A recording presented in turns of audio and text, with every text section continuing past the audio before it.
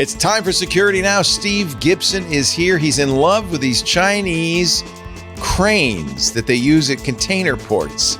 But he says there's a problem. Apparently, there's a Chinese back door. Oh no. We'll also talk about the nearest neighbor attack and a warning about a new feature of Microsoft Windows they call Connected Experiences. Steve says it's a recipe for disaster. All of that and more coming up next on Security Now. Podcasts you love. From people you trust.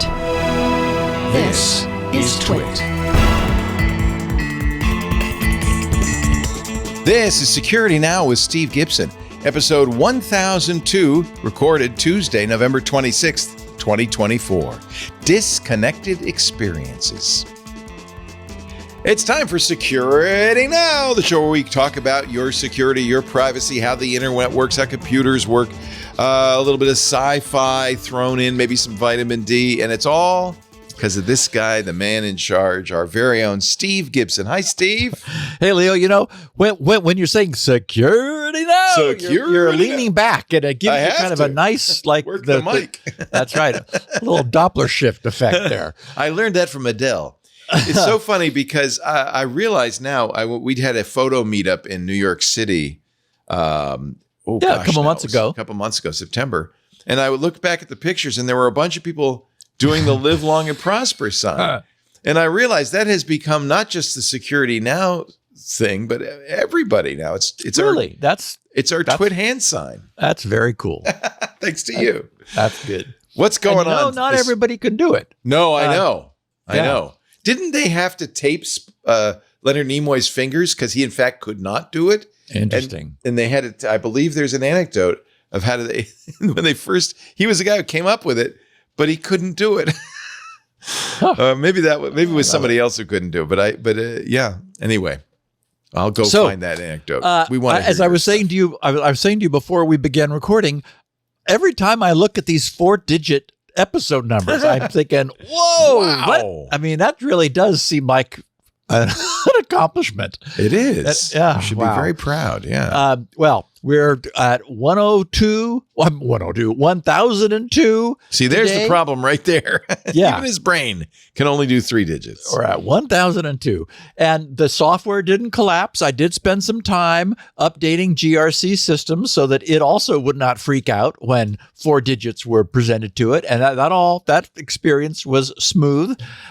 Emailing continues to go well. It was 13,219 subscribers received the show notes, the picture of the week, various links and things yesterday evening. So that's turned out great. And we're going to have lots of feedback because there was also lots of news.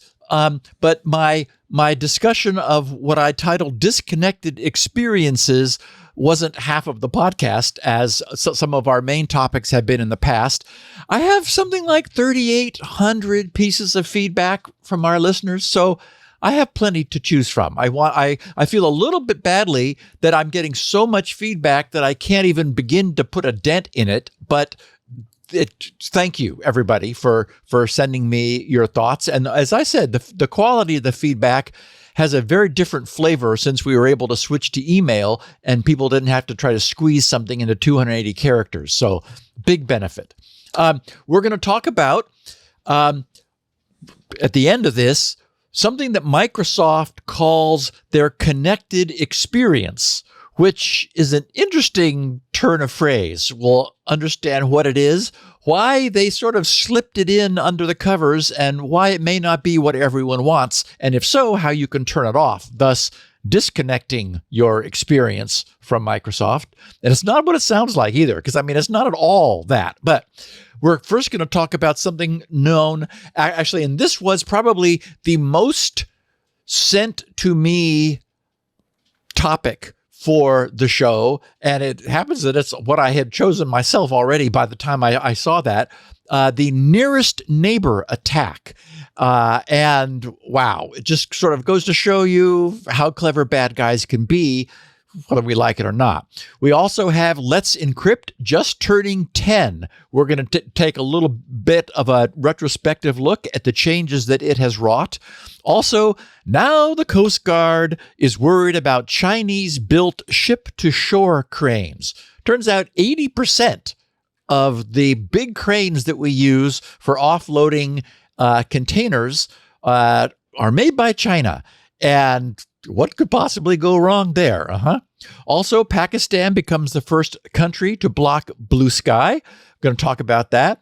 There's also a new way to get Git repos swatted and removed from their repositories. Oh. I know. Again, it's just incredible how clever bad guys can be.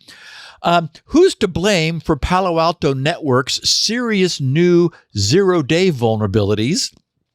And if you have any of 6 specific older D-Link VPN routers, the advice would be to unplug them immediately. We'll see why. It turns out that, speaking of VPNs, they are against Shariah Law, so says some legislators in Pakistan. So we'll touch on that. Also, we have the return of Windows recall. What are we learning from that? And how many of today's systems remain vulnerable to last year's most popular exploits?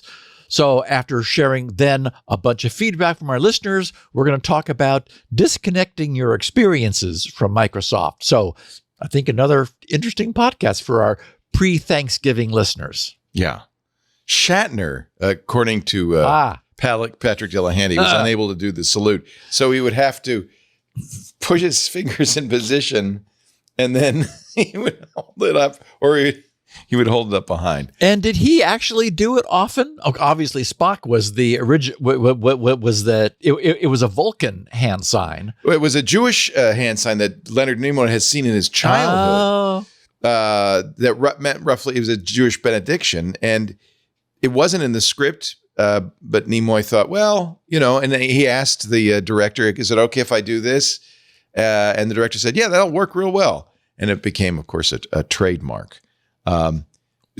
Shatner joked that it took years of diligent practice and self-denial for him to be, when he was on Conan, to be able to do it, because he could not do the live long. And there are people who can't. The best man at my wedding was unable to do it. Wait a minute. So, you had this at your wedding? Of course. At what point did you do live long and prosper? Was this instead of kissing the bride? What did you? Gary got up for the best man's toast and said was holding the microphone and said, "Yeah. Now Gibson made me promise that I would not do anything to embarrass him. Oh. So I'm just going to say," and then he held his hand up and said, "Live long and prosper." That's beautiful. But he had two orthodonture braces bands around his fingers because he also was unable to do that. I can't do it with my left hand. I can only do it with the right hand. Without some assistance. Yeah. Well, you'd expect. Here, you didn't like the sound effects, but I will play one more. Live long and prosper. And continue on now with the show. Thanked Gary for keeping his toast quite quick and to the point. That's a perfect toast. That says it all. Yes. All right, we're going to get to the picture of the week in just a moment, but first, a word from our first sponsor, Mr. Gibson. Today, it's Experts Exchange. You listen to this show because you've got a real live expert who talks about the things you care about the most on the show. Well, imagine having that kind of expertise available to you anytime, day or night.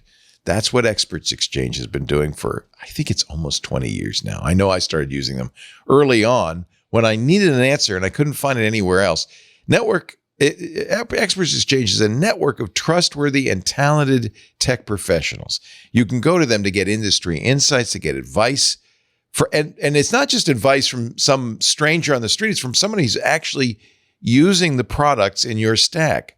That sure beats paying for expensive enterprise-level tech support. As the tech community, for people tired of the AI sellout, Experts Exchange is ready to help carry the fight for the future of human intelligence. Now you might say, well, there's got to be a future. But remember, AI is starting to creep into all of these, intelligence things. There's these question and answer sites. Worse, It's using the answers humans give on these sites, scraping them, and then adding it to their own LLM's body of knowledge. Not at Experts Exchange. Experts Exchange is about human intelligence. Experts Exchange gives you access to professionals in over 400 different fields. We're talking coding, Microsoft, Azure, AWS, DevOps, and more. And unlike some of these other places, there's no snark.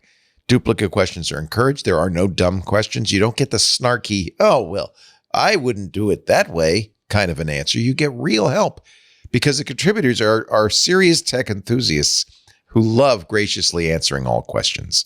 In fact, I would go even a step further to say these are experts who believe that the best thing that can happen, the best way to celebrate your expertise is to graciously share it with others, to help other people, to pay it forward. That's what Experts Exchange is all about.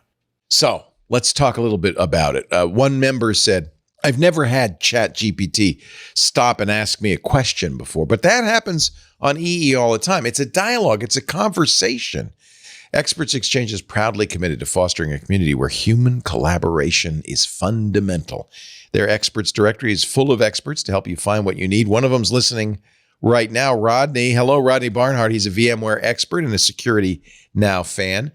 There are people like Edward Von Biljon. Maybe you've seen Edward's YouTube videos. He's a Microsoft MVP and an ethical hacker who really knows his stuff. He's on Experts Exchange. Plus Cisco design professionals, executive IT directors. Yes, you can get management questions answered and a lot more. But here's the most important thing. Other platforms betray their contributors by selling the content on the platform to train AI models. LinkedIn does it. They just announced that. Reddit does it. So many sites do it. But you know what? At Experts Exchange, your privacy is not for sale. They stand against the betrayals of contributors worldwide, and they have never and will never sell your data, your content, your likeness. They block and strictly prohibit AI companies from scraping content from their sites to train their LLMs. And the moderators on Experts Exchange strictly forbid the direct use of LLM content in their threads. Really, it's humans talking to humans, and that's the best kind of expertise, the best kind of conversation. Experts deserve a place where they can confidently share their knowledge without worrying about some company stealing it to increase shareholder value. Humanity deserves a safe haven from AI, and you deserve answers, real answers, useful answers to your questions. Now, they are so confident you're going to appreciate Experts Exchange and love it and get value out of it that they're offering you 90 days free, no credit card required, just 3 months free to try it out. So at the very least, I want you to go to e-e.com/twit, sign up. You don't have to give them a credit card. Try it for 3 months. If you don't get anything out of it, no harm, no foul. But I have a feeling you're going to really appreciate the community that Experts Exchange has built. Really amazing. e-e.com/twit. The tech Q&A for people tired of the AI sellout. Real humans with real answers to real questions. Thank you, Experts Exchange, for supporting this real human, Steve Gibson, in his never-ending quest to make the world a safer place. All right, I have the picture of the week. Shall I look at it? Yeah. All right, I'm going to scroll up here. I gave this the caption, what's wrong? What's wrong with this picture? Oh, I love it. I do. Okay, so for those who aren't seeing it, we have the entry to a facility where there's a big staircase sort of front and center in the middle. And you can imagine the parking lot is on a lower level. So these stairs are leading up to the entrance to this facility. And to make things easier for the people who wish to come and go, at the extremes, the far left and the far right of the staircase are escalators. One, an up escalator and the other the down escalator, which would all be fine. But the sort of the non sequitur of this whole thing is that the facility is 24-hour fitness and nobody's on the stairs and the people are taking the escalators. No, I have to go on a Stairmaster. I can't just climb stairs.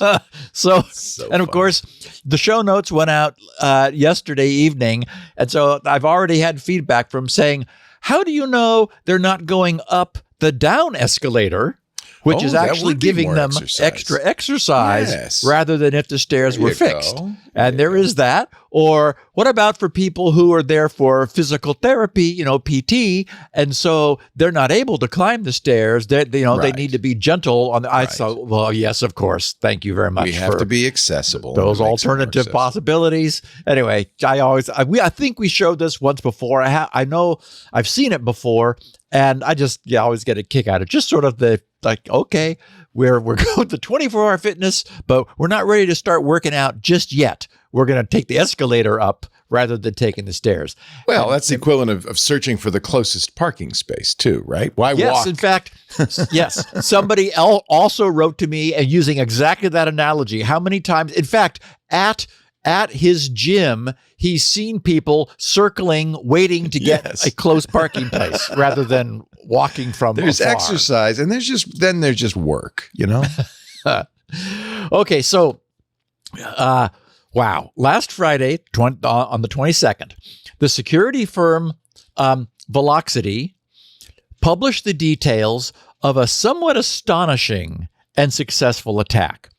Being several years old, predating Russia's invasion of Ukraine, this story is not about a threat any of us will ever face, at least almost certainly not. But I wanted to share it since it presents a perfect example of my porosity theory of security, where the security of today's systems is best viewed as being porous to varying degrees. I like this model of a porous system, which I think fits best because while the amount of effort an attacker may need to exert to obtain access to any specific system may vary, most systems can, and look at systems in the broadest sense, most systems can ultimately be breached by a sufficiently motivated and determined attacker. Okay, now that might mean, arranging to install a subverted employee into the organization, right? Playing the long game. Or it might mean, subjecting employees to phishing attacks of increasing complexity until you finally make it happen. The point is, our systems are not infinitely secure. They're, kind of secure, where it kind of varies. So, the term absolute security is more of a concept than a reality today. Okay, so here's how Velocity opened their disclosure of this astonishing attack, which they're now able to talk about.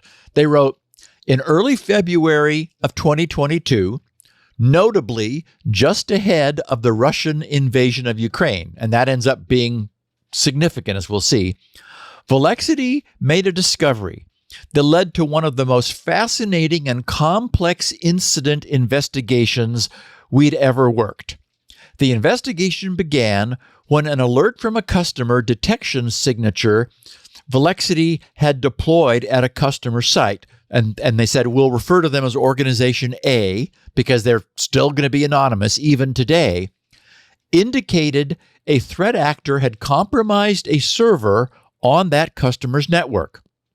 They said while Velocity quickly investigated the threat activity, more questions were raised than answers due to a very motivated and skilled advanced persistent threat, APT, actor, who was using a novel attack vector Velocity had not previously encountered. At the end of the investigation, Velocity would tie the breach to a Russian threat actor it tracks as Gruesome Larch, publicly known as, and by many names. One is best known, I like APT-28. There's also Forest Blizzard, Sophacy, Fancy Bear, and among other names. In other words, the Russians. They said Velocity further determined that Gruesome Larch was actively targeting Organization A in order to collect data from individuals with expertise on and projects actively involving Ukraine. Okay, so what did Velocity's investigation uncover? Strange as it might at first seem, despite being thousands of miles away in Russia, This well-known APT-28 group of Russian state-sponsored actors breached an unnamed U.S. company, this organization A, by gaining access through its enterprise Wi-Fi network. But wait, we're thousands of miles away in Russia. How's that possible? If I told you that the attack had been dubbed the nearest neighbor attack, you'd start to get the idea. That's right. APT-28 pivoted to their ultimate target after first compromising an organization in a nearby building that was in Wi-Fi range of their target. APT-28 has this level of expertise. They're part of Russia's military unit 26165 in the General Staff Main Intelligence Directorate, the GRU, and they're known to have been conducting offensive cyber operations dating as far back as 2004, so for the past 20 years. APT-28 initially obtained the credentials to the target's enterprise Wi-Fi network through password spraying attacks targeting a victim's public-facing service. But the presence of multi-factor authentication prevented the use of those credentials over the public web, so they couldn't use the web. Although connecting through the enterprise Wi-Fi did not require multi-factor authentication, as Volexity phrased it, quote, being thousands of miles away and an ocean apart from the victim presented a problem. So the hackers got creative and started looking at organizations in buildings nearby that could serve as a pivot to the target wireless network. The idea was to compromise another organization and search its network for a wired accessible device containing a wireless adapter, so a dual homed, both wired and wireless. Such a device, whether it be a laptop, a router, or an access point, would theoretically allow the hackers to use its wireless adapter to connect to the target's organization A, the targeted organization's enterprise Wi-Fi. Volexity wrote this. They said, Volexity now determined the attacker was connecting to the network via wireless credentials they had brute forced from an internet-facing service. However, it was not clear where the attacker was physically that allowed them to connect to the enterprise Wi-Fi to begin with. Further analysis of data available from Organization A's wireless controller showed which specific wireless access points the attacker was connecting to. After overlaying them on a map, a physical map that had a layout of the building and specific floors, Volexity could see the attacker was connecting to the same 3 wireless access points that were in a conference room at the far end of the building near windows along the street. This gave Volexity the first evidence that, as they put it, quote, the call was not coming from inside the building, unquote. Could this be an attacker conducting a close access operation from the street outside? Nothing was ruled out, but Volexity was not too far off from discovering the real answer. Okay, so what they discovered was that APT-28 had compromised multiple organizations as part of this attack. They daisy-chained their connection using valid access credentials. Ultimately, they gained access to a device containing a Wi-Fi radio that was able to connect to those 3 access points near the windows of the victim's conference room. Then using a remote desktop connection, RDP, from an unprivileged account, the threat actor was able to move laterally within the target network to search for systems of interest and to exfiltrate the data, which had been their target all along. The attackers generally used living off the land techniques, as they're now referred to, which rely on mostly on already present native Windows tools in order to minimize their footprint and thus reduce the chance of being detected. And one of the things that's happened in Windows through the years is the number of already present built-in utilities, things you just don't even realize are there, have really expanded. So for attackers who have full knowledge of just how much available utility is in Windows for them to repurpose, there's a lot they're able to use. Even with all their research, Volexity was working from forensic data and was unable to trace the attacks back to the original attackers. Attribution at that point was still impossible. But a Microsoft report just this last April provided them with the missing clues. Volexity saw clear overlap in indicators of compromise, as we call them, IOCs, that clearly matched and pointed to the Russian Advanced Persistent Threat Group. Based on details in Microsoft's report, it's very likely that APT28 was able to escalate privileges before running critical payloads by exploiting a zero-day vulnerability back in 2022, CVE 2022-38028.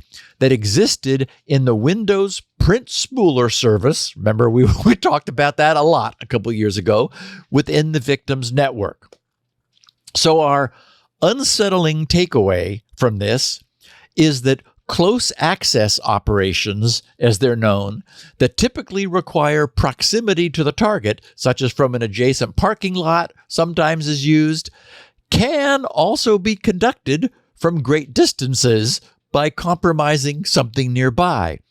That makes an otherwise impossible attack possible, and has the benefit of eliminating all the risk to the attacker of being physically identified and caught on site.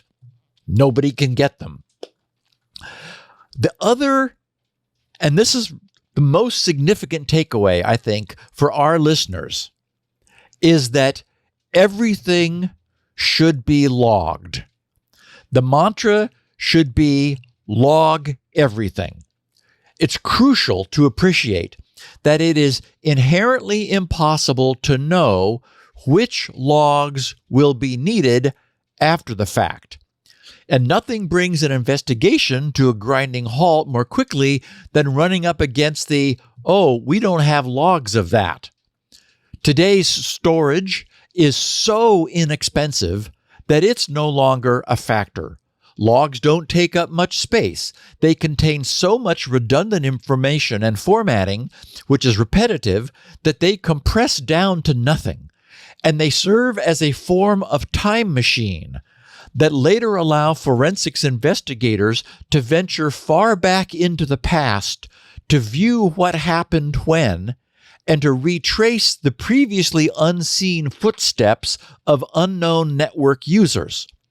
And logs are not only useful for tracking Russians. Large corporations cannot be certain about the changing motivations and loyalties of their own employees. So an IT culture of logging, and letting it be widely known within the enterprise that everything within an organization is being logged, is a bit like planting a sign on the front lawn to let would-be burglars know that the premises is being monitored by such and such a company. It can be an ounce of prevention. It reminds me of the warning that I always get when I do an SU and mistype the administrator password. And then it says, or give the wrong name. It says, "You are not allowed to do this. Your presence will be logged." Back in the day, they knew this stuff. The other lesson, though, is also important, which is that we are not operating on our own, that we are in a community, and our security impacts other people's security, right? This is not just our machine that we're securing or not securing. We could be a vulnerability happening to our neighbor.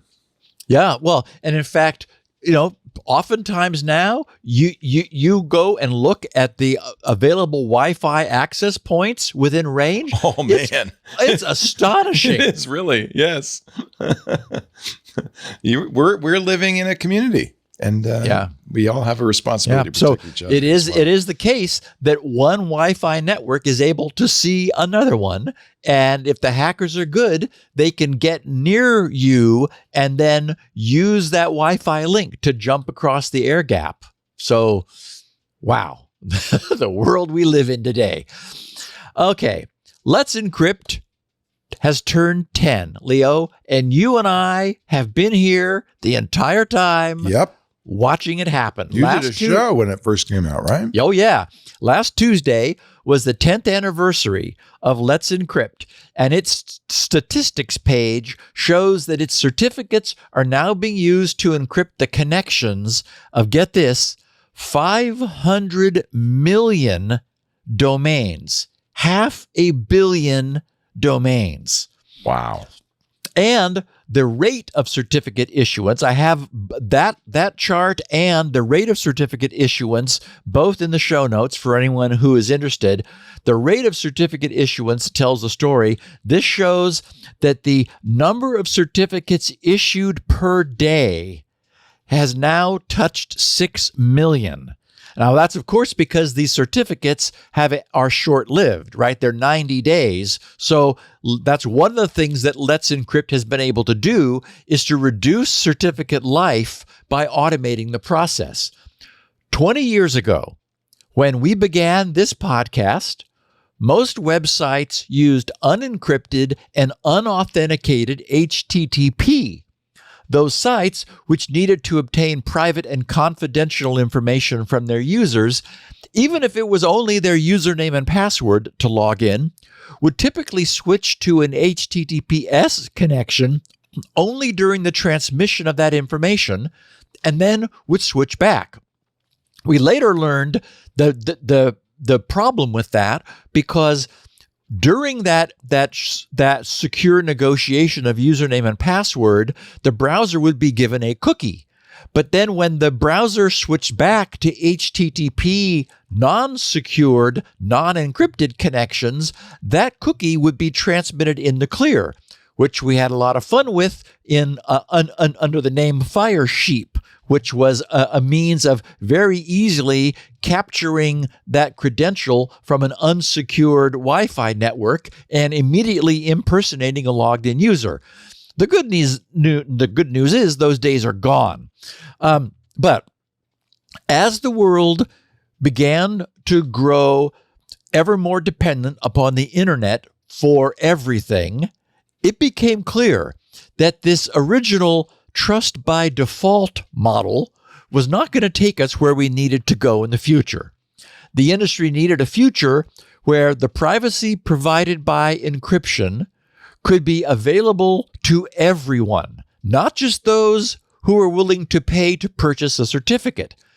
Because the trouble was that encryption required certificates, and certificate authorities had made a lucrative business out of verifying the identity of website owners and signing their certificates which attested to that verification having been performed. And since performing this verification did require significant work, certificates carrying those attestations were not free.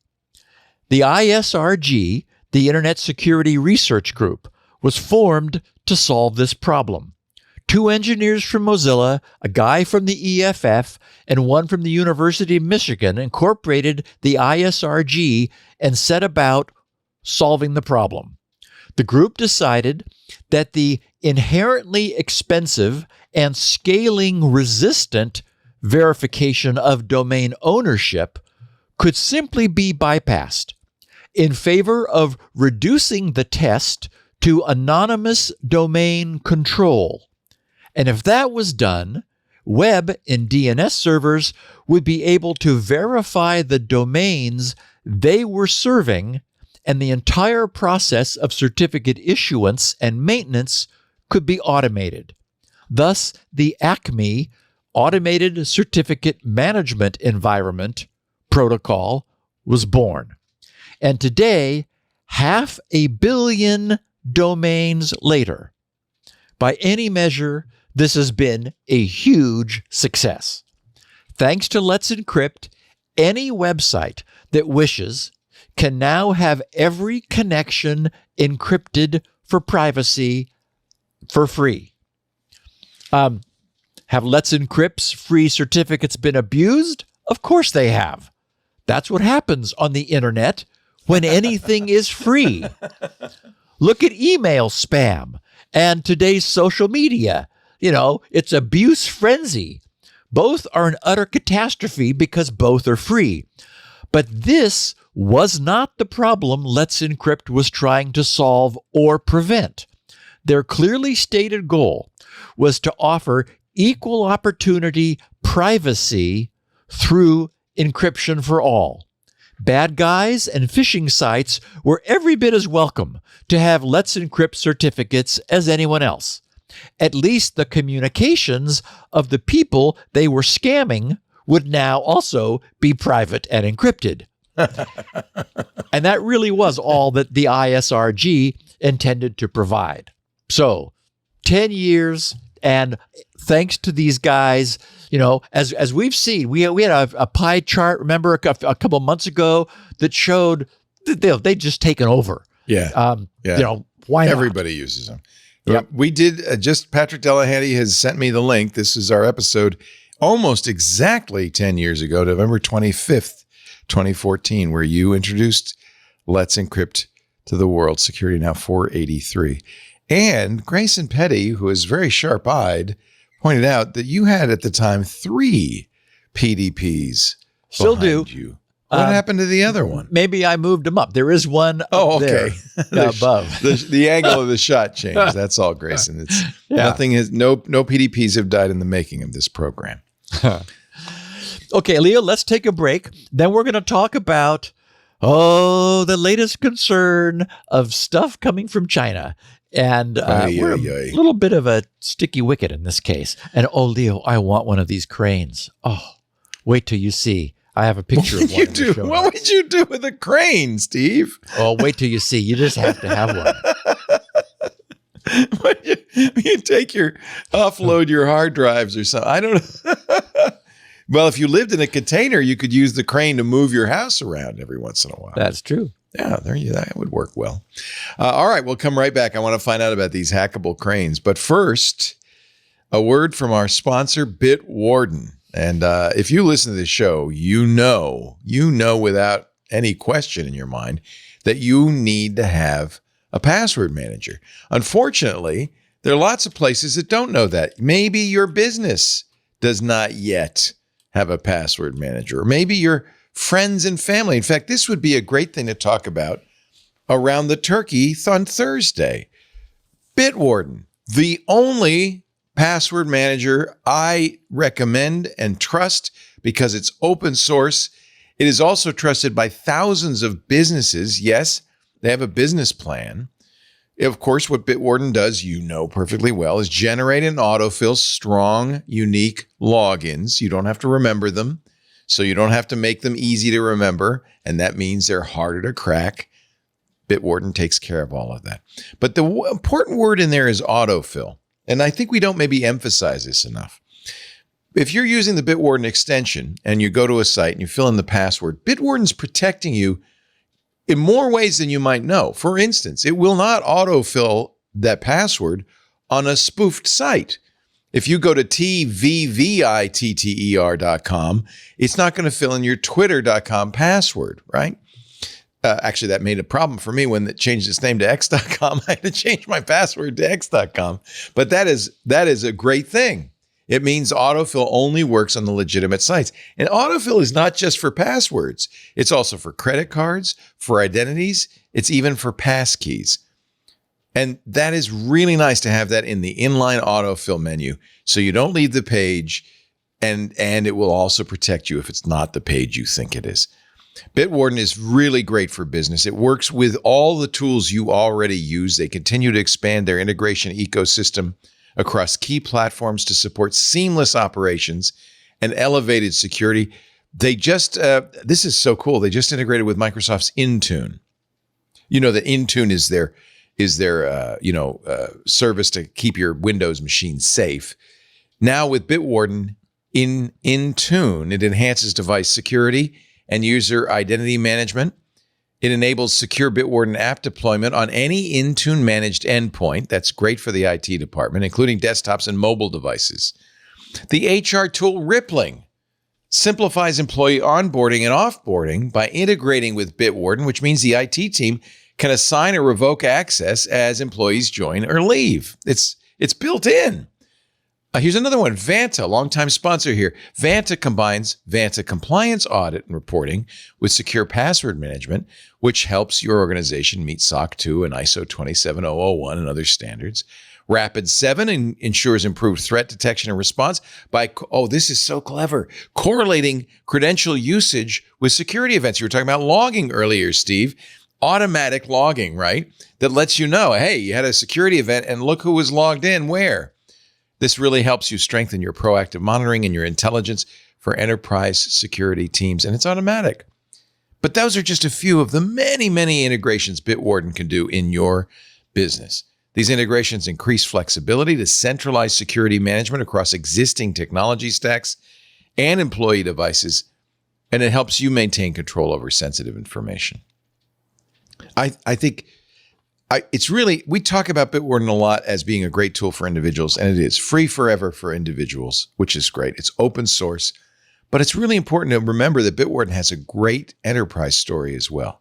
Bitwarden users can seamlessly connect tools for IT management, for compliance, for security, which helps you improve and standardize the deployment of enterprise credential management throughout your organization. It's not just saying to your employees, here, this is our password manager, use it. It's so much more than that. Your business deserves a cost-effective solution that can dramatically improve its chances of staying safe online, and that's Bitwarden. It's easy to set it up. They support importing for most password management solutions, so it should just take a few minutes.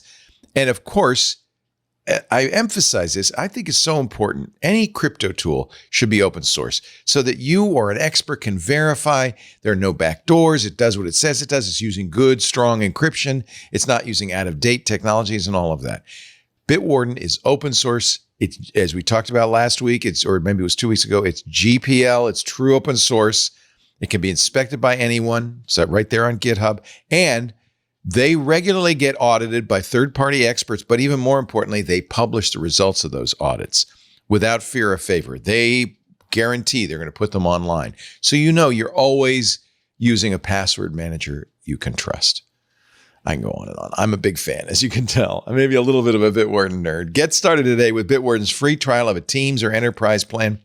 And if you're an individual or you're sitting across the table at Thanksgiving with a member of your family says, oh, no, I don't worry about passwords. I just use my kitty cat's name and my birthday and my mother's maiden name. And I'm so clever about how I smush those together. No one will ever guess that. You need to tell them about Bitwarden. And if they say, well, I don't want to pay for a password manager, you tell them Bitwarden is free for individuals forever. Bitwarden.com/twit. Now, I happen to pay $10 a year. $10 a year for the premium plan. I want to support them. But you don't have to. And if Uncle Joe says, I don't want to pay for it, you tell him, hey, don't worry, Joe, it's free. And Leo says it's the best. Bitwarden.com/twit. We thank him so much for supporting the fine work Steve does to protect you and Uncle Joe on Security Now. Steve? Okay, so last Wednesday's report in GovInfo Security was titled Coast Guard Warns of Continued Risks in Chinese Port Cranes. Wow. Oh, boy. This becomes an issue, actually, when it's accompanied by the news. Get this, Leo.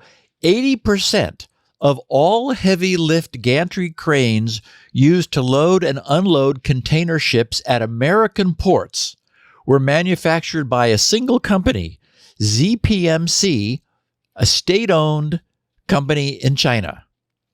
80% of these cranes, and I know why. Oh my God, they are just the most lovely things you've ever seen. They're good. This is the problem. They're the best in the business, right? Like And the DJI drones, which are the best drones there are. Right. Yes.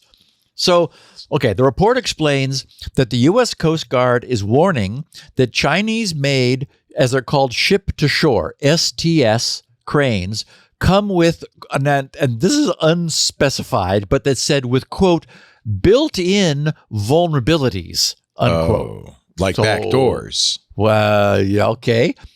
Enabling remote access and control. Consequently, the Coast Guard has begun urging operators across the country to adopt enhanced security protocols. Okay. Are these the cranes you're talking about? Oh, I've got one in the show notes. Scroll down another page or two. Okay. It's just the most gorgeous thing you've ever seen. In their notice, the Coast Guard wrote, additional measures are necessary to prevent a transportation security incident, unquote. And the Coast Guard cited, quote, threat intelligence related to the PRC's interest in disrupting U.S. critical infrastructure. Now, the notice instructs owners and operators of Chinese-made STS, ship-to-shore cranes, to obtain a copy of the official directive from their local Coast Guard officials, stating that the materials contain sensitive security information. In other words, we're not telling you what we know in this public notice. Get the official directive from your local Coast Guard. They'll tell you more. A congressional report published in September warned a Chinese company with a major share of the global market of STS port cranes posed, quote, significant cybersecurity and national security vulnerabilities for the United States. According to the report, the Chinese state-owned company ZPMC supplies 80% of all ship-to-shore cranes in the U.S. market and has significant involvement in militarizing the South China Sea. Lawmakers warned that the company and its cranes could serve as a Trojan horse, allowing Beijing to exploit and manipulate U.S. maritime equipment and technology at their request. What remains unclear is what measures the Coast Guard could implement to restrict the remote functionality of ship-to-shore cranes, which are integral to port operations nationwide. Okay, so here we add another example, a new example, to the Chinese-made DJI drones and Chinese-made security cameras, which those in the U.S. have been blithely purchasing and plugging in everywhere for years, because, as you said, Leo, they're the best. The answer to the question of what are we to do about these cranes is the same as for the DJI drones and cameras, I think. In theory, we could purchase the hardware and independently source the firmware or software for these devices, but nothing prevents firmware buried deeply within the hardware from being similarly compromised. So it's not just flash memory in obvious firmware. So, the real truth is, in any instance where we've seriously and firmly determined that we cannot trust the supplier of equipment, that equipment cannot be used anywhere. Its physical or cyber compromise might lead to other damage. And imagine if Beijing could do nothing more than cause, and I say nothing more, than cause 80% of all U.S. ship-to-shore port cranes to self-destruct. It would instantly and irreversibly cripple all major U.S. ports. And at the bottom here of page 6, I have a picture of this thing. Oh my God, look at that thing. It looks like something out of Star Wars. You definitely don't want to have that thing walking in your direction. Well, it doesn't walk. It does roll back and forth. One of the things I love about going on cruises, which we do a lot of, is you get to see these ports and you get to see these cranes in operation. Well, it's beautiful, but then then to give you a sense of scale, look at the itty bitty size of the standardized The containers. Yeah. Next to this it. thing's huge. I mean, it's my God, it's just amazing. Yeah. So anyway, it is a beautiful machine, and it's a pity that we can't trust it. I mean, we don't know what is known that, says, what was it, pre-installed vulnerabilities? What does that mean? Yeah. I mean, like, There's probably have they discovered, have they reverse engineered the firmware and actually found backdoors that China knows are there? That would be a real maintenance shame. and service. There's probably a back door, right? I mean, Well, or it ought to be a documented front door. You know, Right. I mean, where like like ZPMC is able to update the software Right. in order to handle the new type of shipping container, which is But 30% Steve, bigger. this is a universal issue. We've talked about how the Chinese, what do they call this attack?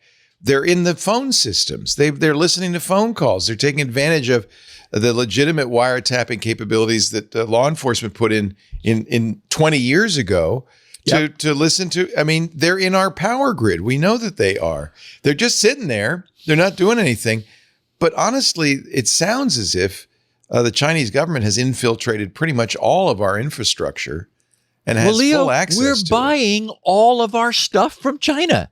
They didn't have to even try. Right. I mean, we said, oh, we like those cameras. Yeah. We'll take 1 million of them. But they're taking advantage of flaws in SS7 that's been there since 30, 40 years ago, right? So Right. So they're on They the can one hack hand, our stuff too. there are vulnerabilities in the technologies that we're using, but on the flip side, I mean, we don't know that there's no evidence, for example, that DJI actually was ever used in a covert surveillance effort. Right. We just know it could happen. Right. And we know that they are a Chinese-based company. So everyone is now we're looking at these cranes saying, oh my God, what if?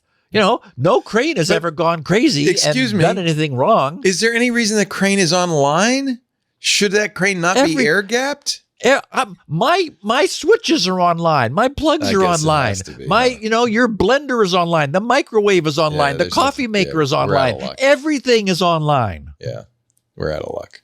I mean, that's really what has happened is we've gone online happy. Right. And so you betcha, I mean, who knows how those cranes even get installed? I'm sure a whole bunch of people who are experts in installing them, erect them, and then you've got to install the software. Because again, it's going to all be software controlled.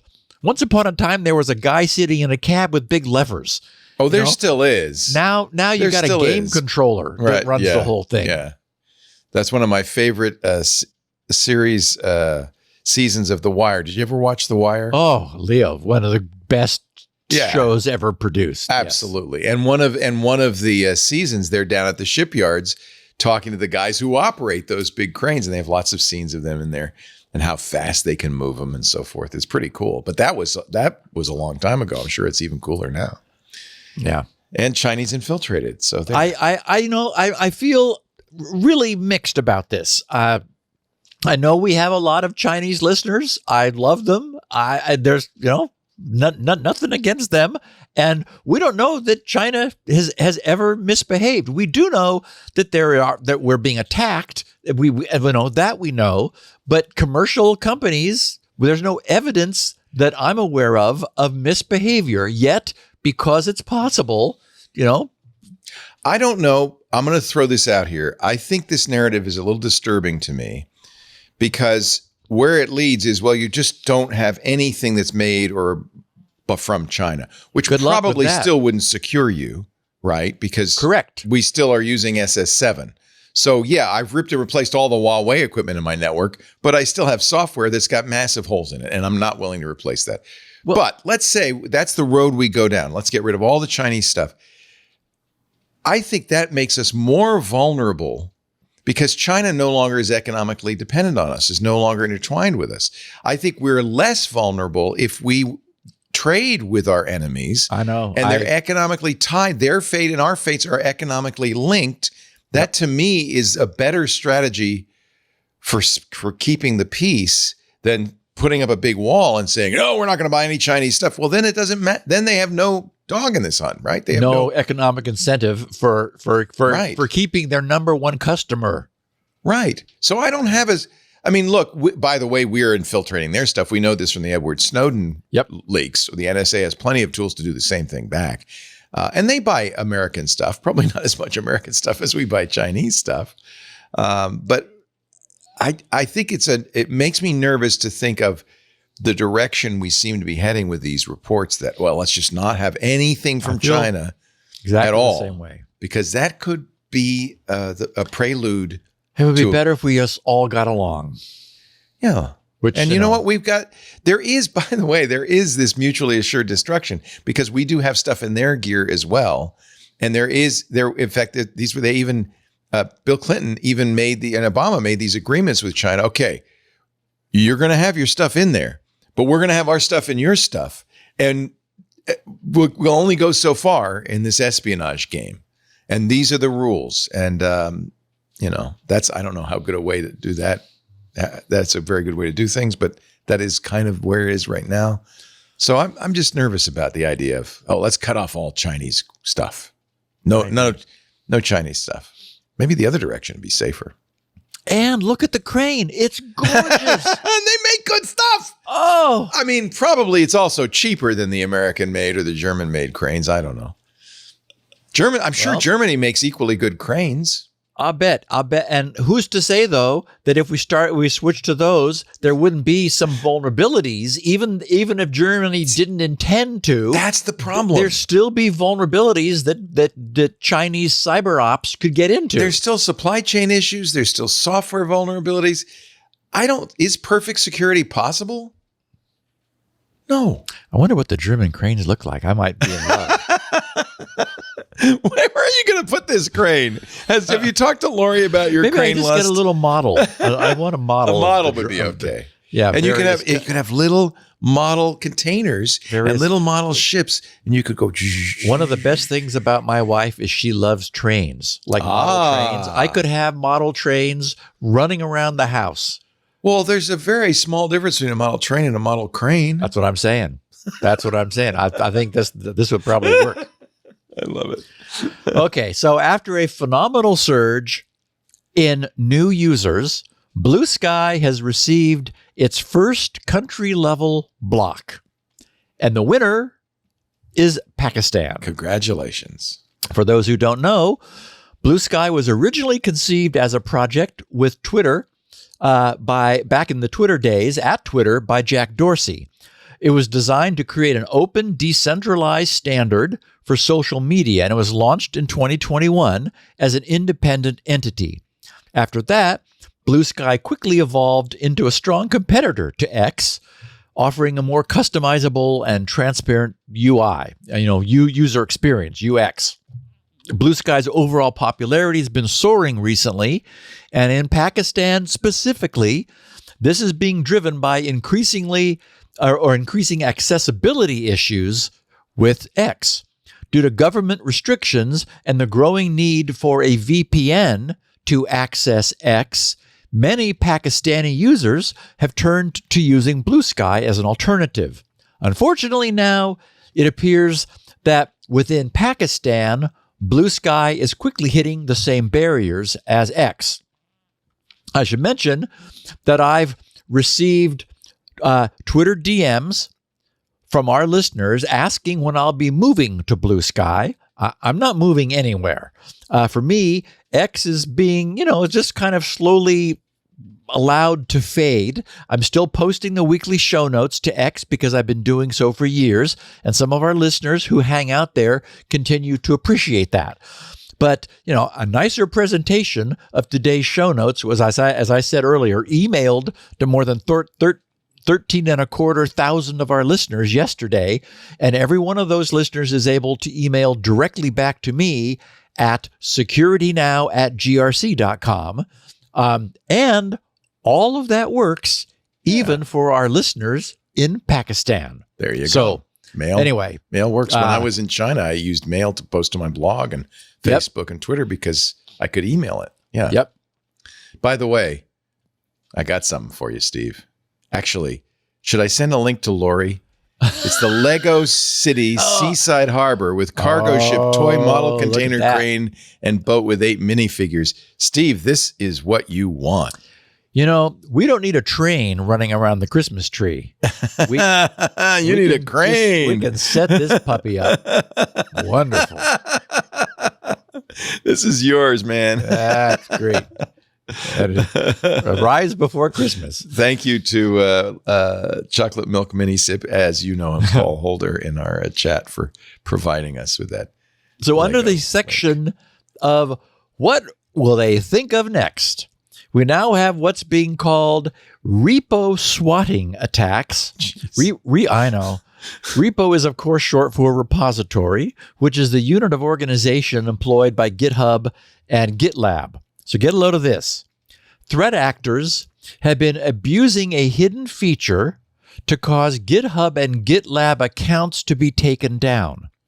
The technique allows, and this will really strike home for you, Leo, with the problems Twit has with anything, copyrighted. The technique allows users to open issues against a targeted repo, upload a malicious file, and then abandon the issue without publishing it. On both GitHub and GitLab, the file remains attached to a victim's account. Then the pesky threat actor reports the hidden, non-public file for breaking the service's terms of service, which forces the repo to be removed for hosting malware. Good Lord. Apparently, this is just one more reason why we can't have nice things.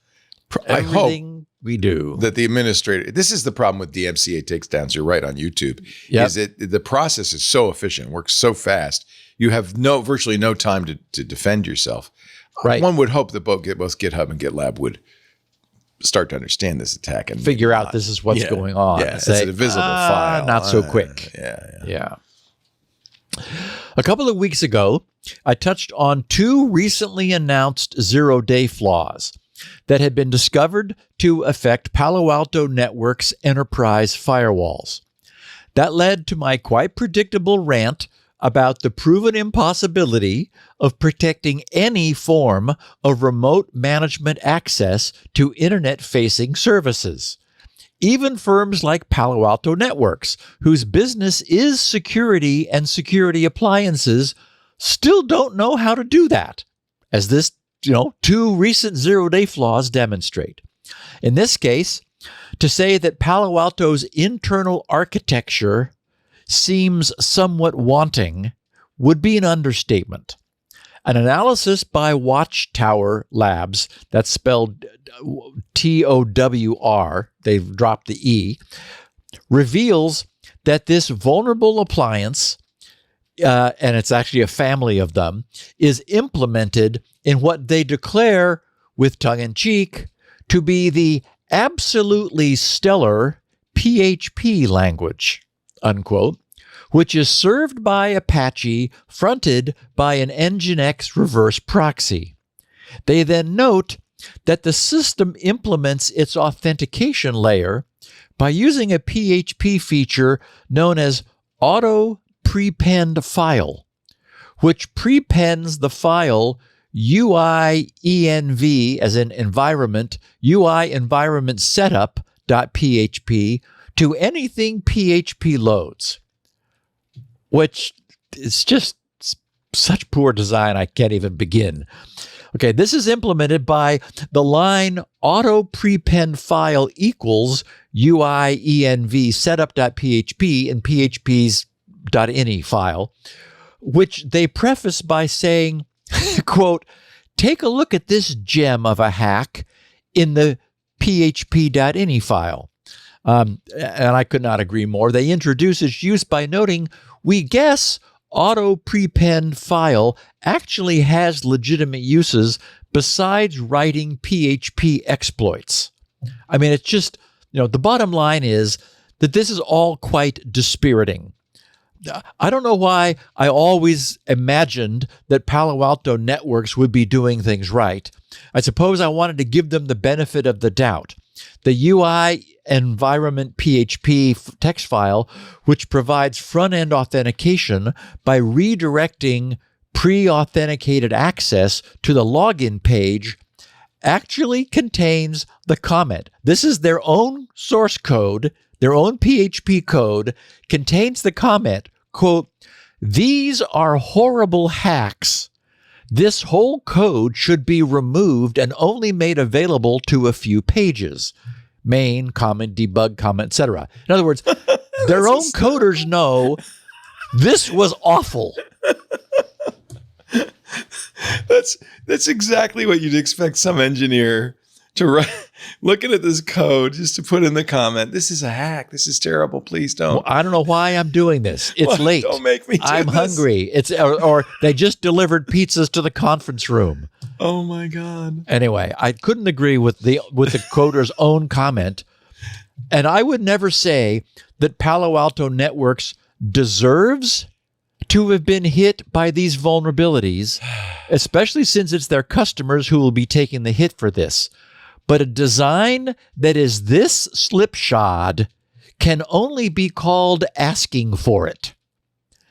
It's unconscionable that this is the utter crap they're shipping. And in order to see any of this, because it's not out for public display, the Watchtower guys needed to first jailbreak this Palo Alto Networks appliance, which they did. But this means that this extremely poor design is locked away out of sight so that it's only visible to intrepid researchers who go to the effort to create a jailbreak. But even if it cannot be seen, every Palo Alto Networks customer remains reliant upon it. We all know the rigid line I draw between bad policies, which are deliberate, and true mistakes, which anyone could make. None of this is an example of a mistake anyone could make.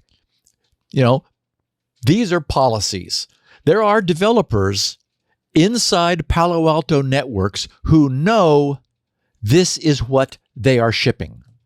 Those people should be looking for a new job, far away from anything having to do with security.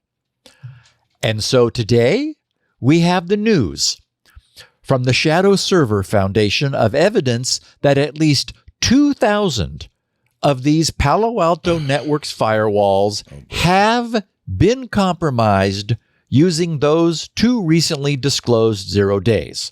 2,000 of Palo Alto Networks enterprise customers have been penetrated as a result. Once they've been compromised, the firewalls contain a PHP web shell, which allows attackers to return later at their leisure. The presence of this web shell is one indicator of compromise. The Shadow Server Foundation said that their number was a conservative estimate since it relies upon a limited set of IOCs released by Palo Alto Networks last week. Now, to their credit, Palo Alto Networks had warned of a possible 0 day earlier this month, which is when I talked about it back then, and their communication throughout this has been stellar. So there's much to commend Palo Alto Networks about their response to this trouble. Unfortunately, this stands in stark contrast to whomever is developing their devices. Did they fix it? They probably patched it, and it's probably largely the same. Yeah. Maybe if a bright enough light is shined on this, they'll say, wow, is what Gibson just said true? Is what? Wait a minute. Does anybody know? Is that true?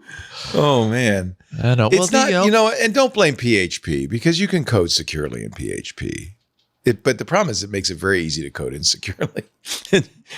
It has Thank commands. you for finishing the sentence I was about to rebut with. It doesn't exactly get in your way, I guess. Yeah, if they had developed it in interpreted BASIC, you would wonder about the level Yeah. of the programmer expertise that chose the basic language to do the work. Right. And PHP is similar. It's a very nice language. You know, we know what PHP, the initial, stands for, right? Yeah. Personal homepage.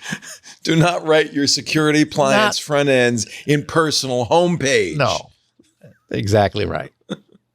Wow. Okay, so a responsible security researcher going by the handle Delsploit, who reportedly answers email at delsploit@gmail.com, has privately and responsibly disclosed their discovery of a terminally serious stack buffer overflow vulnerability across D-Link's past VPN routers.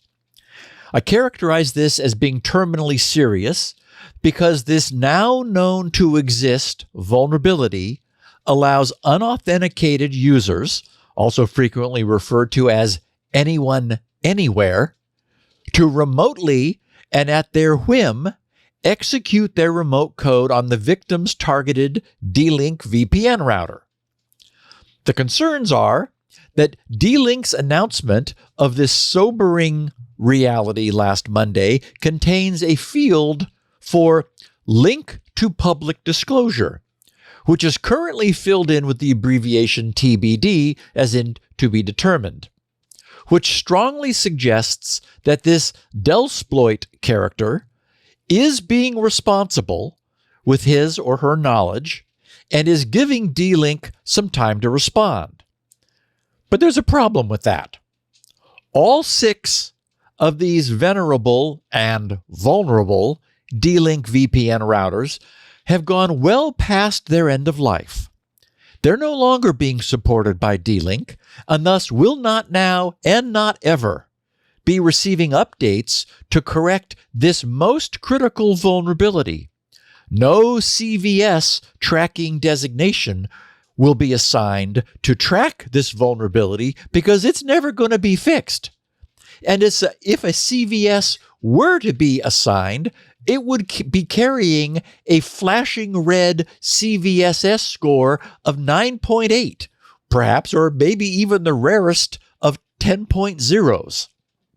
Okay, now, this vulnerability is as bad as they come because this otherwise lovely family of routers offers a standard SSL VPN, which runs a simple web server at the standard HTTPS port 443. I have a screenshot in the show notes of what you get when you use your HTTP browser to connect to this thing's port 443. It looks like a web page asking you for your username and password.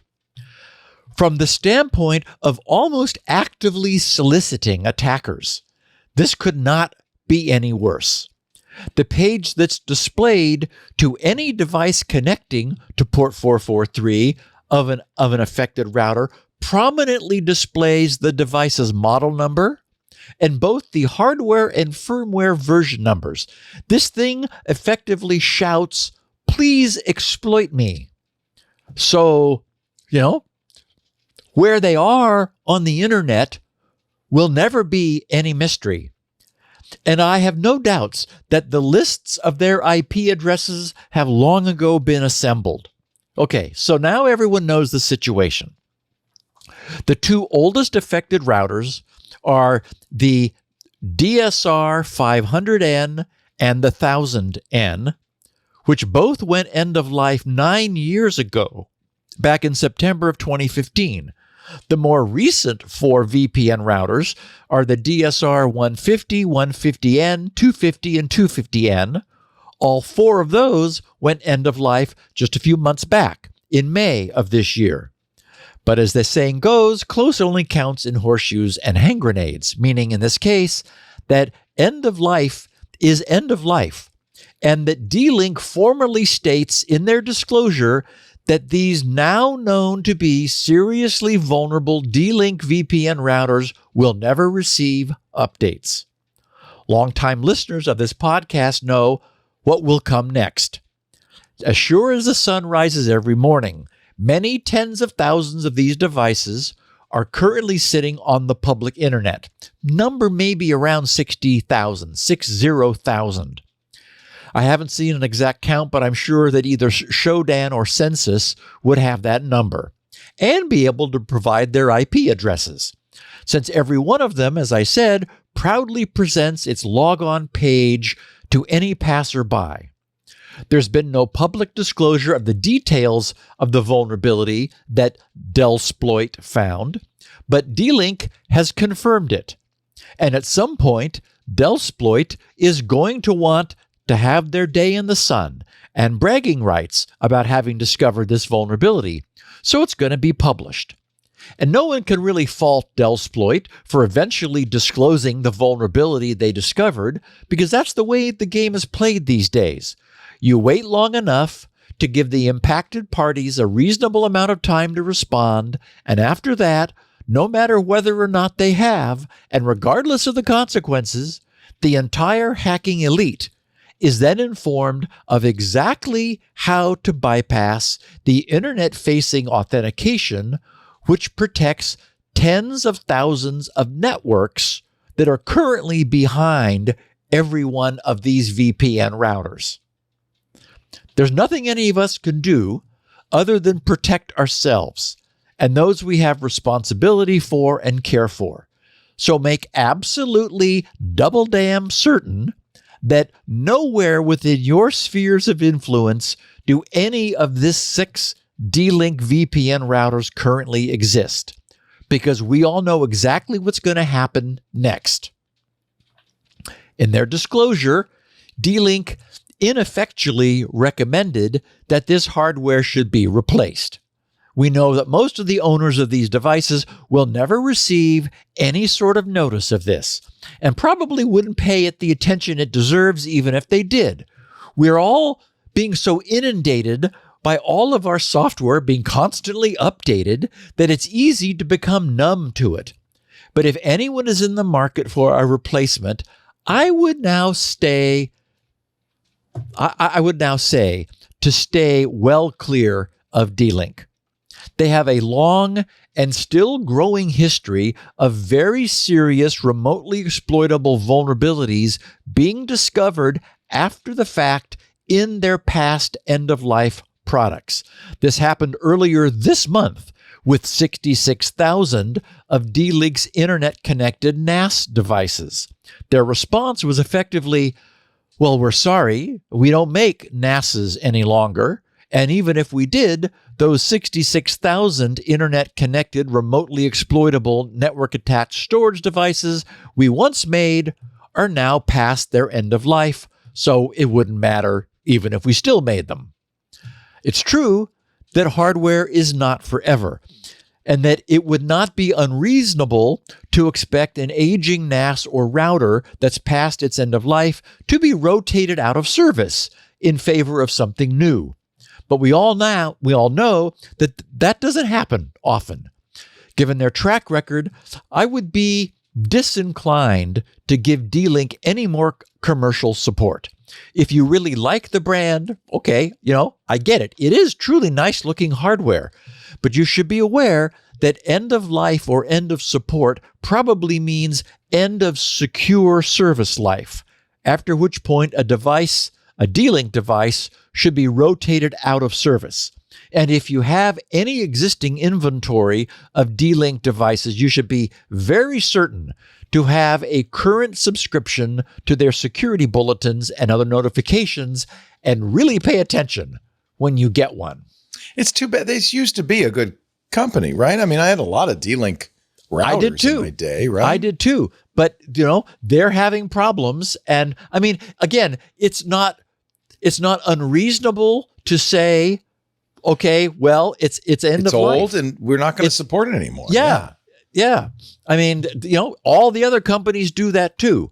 But even Microsoft has gone back and fixed a really bad Windows 7 problem after Windows was end of life, because they recognized they didn't want to hurt their own users. The problem really is that D-Link was a consumer dominant consumer brand for a long time. And so there are a lot of people who aren't that sophisticated who have D-Link gear and they're not paying attention. They don't listen to this show. And so they'll never know that there's a problem with their router. Or actually, it's not a router. It's a NAS. It is the earlier this month it was 66,000 NASs, and now we've got we have 6 different models of SSL VPN routers. And so an SSL VPN router is sitting there listening for incoming SSL connections on port 443. Right. So I mark my words, a month or 2 from now, we will have a count of how many systems have just been taken over. Yeah. At least an SSL router is not a consumer product. That's not in grandma's hands. Well, I don't know. I would say that's a bigger problem because it means that it's hooked to a more valuable network. Yeah, something you're trying to protect. It's not on Granny's LAN. Right. It's on, some small businesses network that can be, have all their systems encrypted and then held for ransom. Yeah, some IT guy 12 years ago installed it in a lawyer's office, and nobody's thinking about it. It just works, and security is not a concern, except I had sort of a related story. It turns out that, as many people know, Sharia is a religious law that governs some aspects of the lives of Muslims based on the teachings of Islam and the Quran. We were just talking about Pakistan being unhappy with pretty much all things internet. I should note that Pakistan's Religious Advisory Board recently ruled that the use of VPN apps is against Sharia law, apparently because Sharia law is whatever they want it to be. Yeah. The Council of Islamic Ideology said that VPN technology was being used in Pakistan to access content prohibited according to Islamic principles or forbidden by law, including, quote, immoral and porn websites or websites that spread anarchy through disinformation. And this gave me pause to wonder, Leo, whether they might be inclined to change their minds if they were able to get a really good deal on some used D-Link VPN routers. Yeah, that's the ticket. Oh, Lord. What a world, huh? What a world. Well, this is, So we have the return of Recall. Let's take a break. Yes. And then we're going to talk about Recall now being put back into Windows Insiders to begin testing. Yep. Congratulations. We talked about it on Sunday and on Twit, and all 4 of us said, yeah, but we would love to have something like Recall. In fact, my problem with Recall is it should be on every device. It should be on everything. But of course, that would be a security nightmare, but we'll let you talk about that in a second. Our show today brought to you by ThreatLocker. This is the opposite of Recall. This is basically zero trust. It's the opposite of what you were talking about earlier, which is, kind of allow everybody and then, filter out the bad guys. No, it's quite the opposite. If zero-day exploits and supply chain attacks are keeping you up at night, and I think they probably are if you run a business, here's a solution. You don't have to worry. You can harden your security affordably and easily with ThreatLocker. I mean, worldwide, companies like JetBlue trust ThreatLocker to secure their data, to keep their business operations flying high. But even small businesses can benefit with ThreatLocker's easy-to-implement zero-trust solutions. Very affordable. Imagine, and this is the kind of the nut of how it works, taking a proactive deny-by-default approach to cybersecurity. Deny by default. That's what zero trust is. You don't assume just because somebody's in your network that they're good guys, that they should have access to everything. Unless you give them explicit approval, every action is blocked. Every process is blocked. Every user is blocked. And it will continue to be blocked until authorized by your team. And even further than this, you were talking about logging earlier, ThreatLocker, which will make it easy to do this, also will give you a full audit for every action, fully logged. So that's great for risk management, for compliance too, right? You can demonstrate your security posture. If this is how it should be done, this is done right. And their 24/7 US-based support team will fully support you getting started, getting onboarded, and beyond. Stop the exploitation. This is so cool. I'm going to talk about one of the things they do called ring fencing. Stop the exploitation of trusted applications within your organization. Keep your business secure. Keep it protected from ransomware. Organizations across any industry can benefit from ThreatLocker's ring fencing. That's what they call it. And it's a great name for it because you're, in a sense, fencing stuff in. You're isolating those critical and trusted applications from unintended uses, from weaponization. You're eliminating attackers' lateral movement within your network. ThreatLocker's ring fencing works so well it was able to foil a number of attacks that were not stopped by traditional EDR, including the SolarWinds Orion attack. We've talked about it for many years. It was foiled by ring fencing because you couldn't move laterally in the network. Oh, and ThreatLocker works for Macs too. Get unprecedented visibility and control of your cybersecurity quickly, easily, and cost-effectively. ThreatLocker's zero-trust endpoint protection platform offers a unified approach to protecting users, devices, and networks against the exploitation, even of zero-day vulnerabilities. When we first talked about these guys, I went out and I looked at reviews. I was blown away. But the people who use ThreatLocker love it, and it really works, and it's very affordable. You should get a 30-day free trial right now. Learn more how ThreatLocker can help mitigate threats no one's ever heard about before and ensure compliance. Visit threatlocker.com. Visit threatlocker.com. That's threatlocker.com. We thank him so much for supporting the good works of Mr. Stephen Tiberius Gibson. And you support us when you go to threatlocker.com. And if they ask, tell them you saw it on Steve's show. That will help a lot. Okay, Steve. So last Friday, yes, the Windows Insider blog announced the return of recall to Windows 11. They wrote, "Hello, Windows Insiders. Today, we're releasing Windows 11 Insider Preview build 26120.2415. Or as one of my employees would have once said, Stardate. Which I thought always was funny.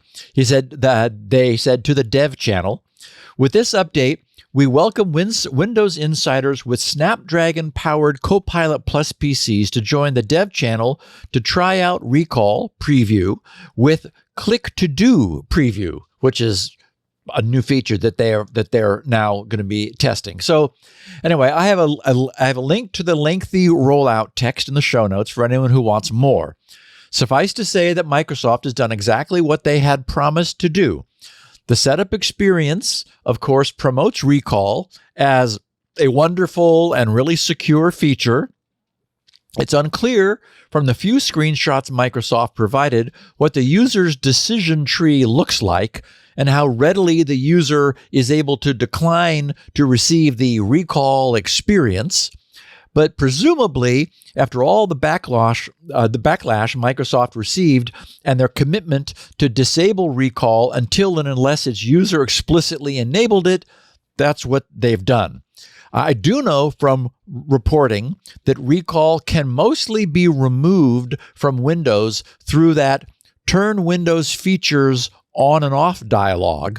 One security researcher noted that a few Recall-related DLLs do remain under the Windows System Apps directory, specifically Microsoft Windows.client.aix.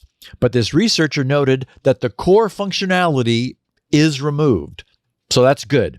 A few items of note from their blog posting were, quote, Recall Preview will begin to roll out on Snapdragon-powered Copilot Plus PCs with support for AMD and Intel-powered Copilot PCs coming soon. As we gradually roll out Recall in preview, Recall is supported on select languages, including simplified Chinese, English, French, German, Japanese, and Spanish. Content-based and storage limitations apply. Recall is not yet available in all regions, with expanded availability coming over time. So there were anecdotal reports of researchers being able to get the first shot at Recall running on PCs without any fancy AI GPU support. So it might be that Recall will be made more widely available over time, and so This might also mean that for now, no one without Copilot Plus PCs will need to worry about removing it since it may never be present. And again, not yet in the main channel. This is all just insider preview. Also of interest in the posting, for their enterprise customers, they said, as announced at Ignite, for our enterprise customers, recall is removed by default on PCs managed by an IT administrator for work or school, as well as enterprise versions of Windows 11. IT administrators fully control the availability of recall within their organization. Employees must choose to opt in to saving snapshots and enroll their face or fingerprint with Windows Hello for snapshots to be saved. Only the signed-in user can access and decrypt recall data, theoretically. So although enterprises cannot access employee recall data, they can prevent recall from being used altogether and prevent any saving of specific apps or sites. So essentially, they're saying that group policy settings that the IT admin controls can prevent recall's use, but if recall is allowed, then employees will it is still a one-to-one relationship between the machine and the employee, that under no circumstances does the enterprise have access to the data that recall is collecting for that employee. So that's good. And of course, that was not the case when this was first rolled out in, that very, what many people feel was a premature mode, because none of the data was encrypted. It was just all there in a user directory. So just for the record, Microsoft is also previewing a recall feature, which they call Click to Do. And they write, with Click to Do in recall, you can get more done with snapshots and improve your productivity and creativity. Click to Do recognizes text and images in snapshots and offers AI-powered actions you can take on these, saving you time by helping complete tasks in line and or quickly getting you to the app that can best complete the job for you. They then show that the user is able to mark and highlight to select text in an image on a recall snapshot, which is cool. And then once selected, you get a context menu with copy, open with, search the web, open website, and send via email. And if the user happened to right-click on a recalled image as opposed to text, a block of text, then the context menu commands are copy, save as, share, open with, visual search with Bing, blur the background with photos, erase objects with photos, and remove the background with paint. So some things you can actually do with images that are recalled. And apparently soon with things that are not recalled. They said in this update, Click to Do only works within the recall experience. And by the way, we're going to have a lot of experiences with Windows, apparently, and Microsoft. That's their new favorite word. They said in a future update, you'll be able to effortlessly engage with Click to Do by simply pressing Windows logo key plus mouse click, Windows logo key plus Q through the snipping tool menu and print screen, or searching Click to Do through the Windows search box. In other words, it'll be pervasive in Windows. They said these methods will make it easier than ever to take immediate action on whatever catches your eye on screen. We're also working on introducing more intelligent text actions to enhance your experience even further. Just like with recall noted above, Click to Do Preview is available only on Snapdragon-powered Copilot Plus PCs. Support for Intel and AMD-powered Copilot Plus PCs is coming soon. So, okay. For people who have those, again, not yet mainstream, not yet released, but it's clearly coming.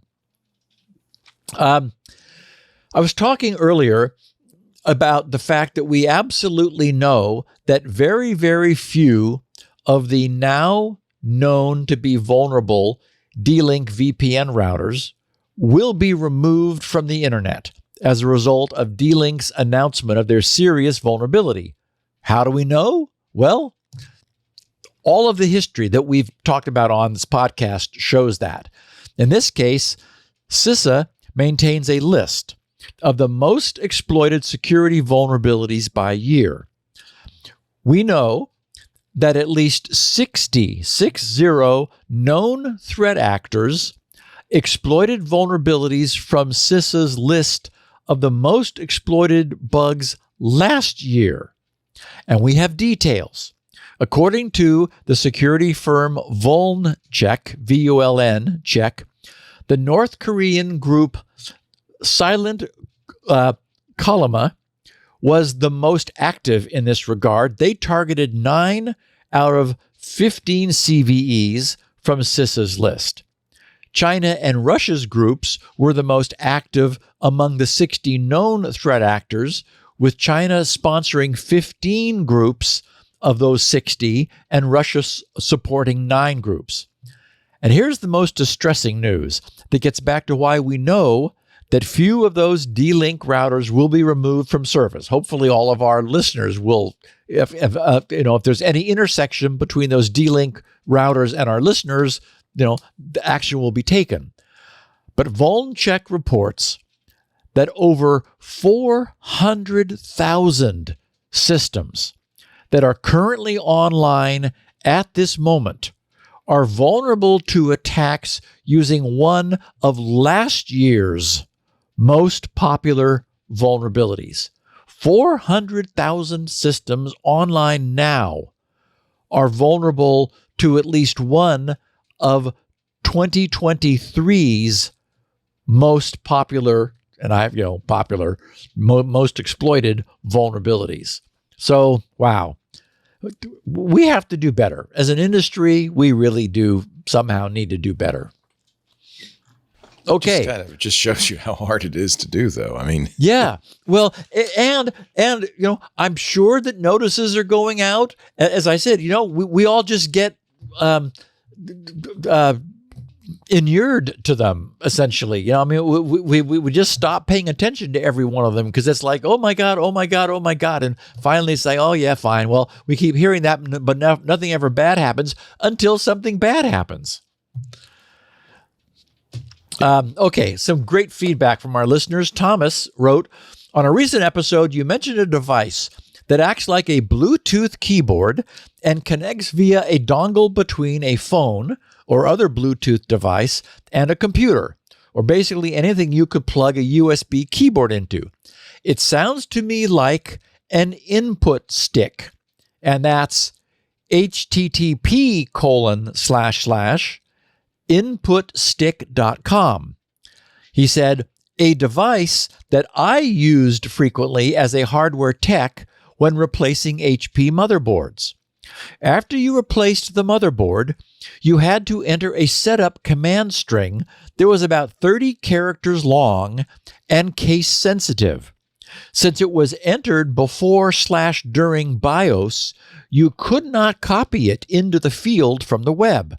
It was a nightmare. Okay, right? 30 characters of upper and lower case gibberish. Yeah. He said, but with the input stick. This is so cool. Oh, Leo, I immediately ordered one. I was about to order one myself. It is very, very cool. And the apps, it's kind of like a YubiKey, but you could program it to do whatever you want. It's exactly what it is. Yeah. And not only keyboard, but also mouse. Wow. So you're able to remotely control, do mouse functions. So he said, but with the input stick, you could go to HP's website on the phone, copy the string, paste it into Input Stick's software, and send it/input it directly the first time. So clever. He said, been a while since I've done that. Mostly it now works as the volume control to turn my computer down when I'm going to sleep. He said, and because they have also complete multimedia controls also. Nice. He said, as any keyboard does, of course. Yes, yeah. Exactly. He said, still one of my favorite toys, though. Even though I'm no longer in the biz, I still keep up with the news via Security Now. Signed, Thomas. Nice. So as I said, Thomas is 100% correct. The gizmo, that is the gizmo that another listener mentioned, which I immediately purchased since it looks clever and interesting. I think it was $39 US plus shipping from Poland, and they immediately shipped it. I got a notice of it being shipped like hours later. I'll report again once I've had a chance to play with it. Its creator appears to have done quite a lot with the capability. It's able to simulate both a keyboard and a mouse. And as I said, it's able to simulate multimedia control keystrokes. It's got macro capabilities and the works. So, I'm constantly annoyed that despite my decades-long loyalty to all things Apple for everything other than PCs, Macs offer integration features that Apple refuses to bring to Windows. Oh my God, would I love to have iMessage for Windows. But no, I don't get that. And I was wondering if this would somehow allow me to bridge that gap, but it's going in the wrong direction probably. Unless I were to, I guess I could, no, it's going in the wrong direction. So I guess at the same time, if they brought us something that was like iTunes for Windows, then I'm probably better off without it. So, okay. You have a solution? No, I'm trying to think of how you would use it. So your goal is to do what? I guess my goal would be, okay, so it's burdensome writing a long message on the horrible touch screen. Yeah, you want to do it on your keyboard. So I'd like to do it on my keyboard, right? And then just send that. Yeah. And I've emailed myself messages and then gone to email on the iPhone, opened it, copied it, gone to messages, pasted it, and sent it. It's like what? This is how Apple keeps people in the Apple ecosystem. If it's easy to do if you're an Apple. Yeah. If you're all Apple. I know. Otherwise, you might buy other people's computers, and we can't let that happen. Right. Gino Guidi, who signed his note, The Network Ninja, earns his title.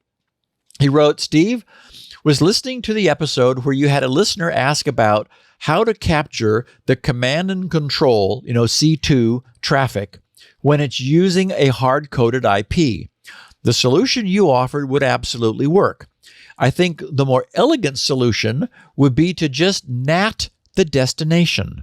I'm not entirely familiar with pfSense or OPNSense, and I use Untangle and Palo Alto at home. However, if you have firewall software that supports it, you could create a NAT rule that changes the destination from the hard-coded IP to a host of your choice. You won't even need additional interfaces. If you configure the rule correctly, it will re-NAT it back for return traffic. The malware will have no idea that it isn't actually talking to that IP. The additional advantage is that you wouldn't have to change the IP or add additional IPs onto the machine you're sending the command and control traffic to. You could easily create as many of those NAT rules as you want, which I think would make it more robust long term. I appreciate the podcast and hope to be listening for another 1,000 episodes. Okay. Oh, boy. Hope this suggestion makes sense. Okay, so given that a router's firewall supports it, I think it's a brilliant solution that's clearly superior to the more complex approach that I propose. So I like it a lot. Okay, so let's think this through. As I understand it, it would require routing software that's able to perform NAT translation for packets traversing the router's internal LAN interface. That's different from typical consumer router NAT, which is generally applied to outbound packets crossing the router's WAN interface. So this would definitely require some third-party routing software, higher-end routing software like pfSense or OPNSense. Applying NAT to the internal interface would cause any packet sent from any machine on the LAN, such as the malware-infected machine, which is addressed to a specific external public IP, to have its destination IP changed to another host machine on the LAN, the one that's serving as the command and control server. So that packet source IP would remain, the source IP would remain unchanged. The IP, which would be the IP of the infected machine. So on its way out from the malware infected machine, the outbound packet crosses the LAN's selective NAT translation, which would give it a local destination LAN IP address. This would cause the router to send it back out the same LAN interface, now addressed to the command and control server. And since that packet arriving at the command and control server would still be carrying the local source IP of the malware infected machine, the spoofed command and control server would return its replies directly to the malware infected server.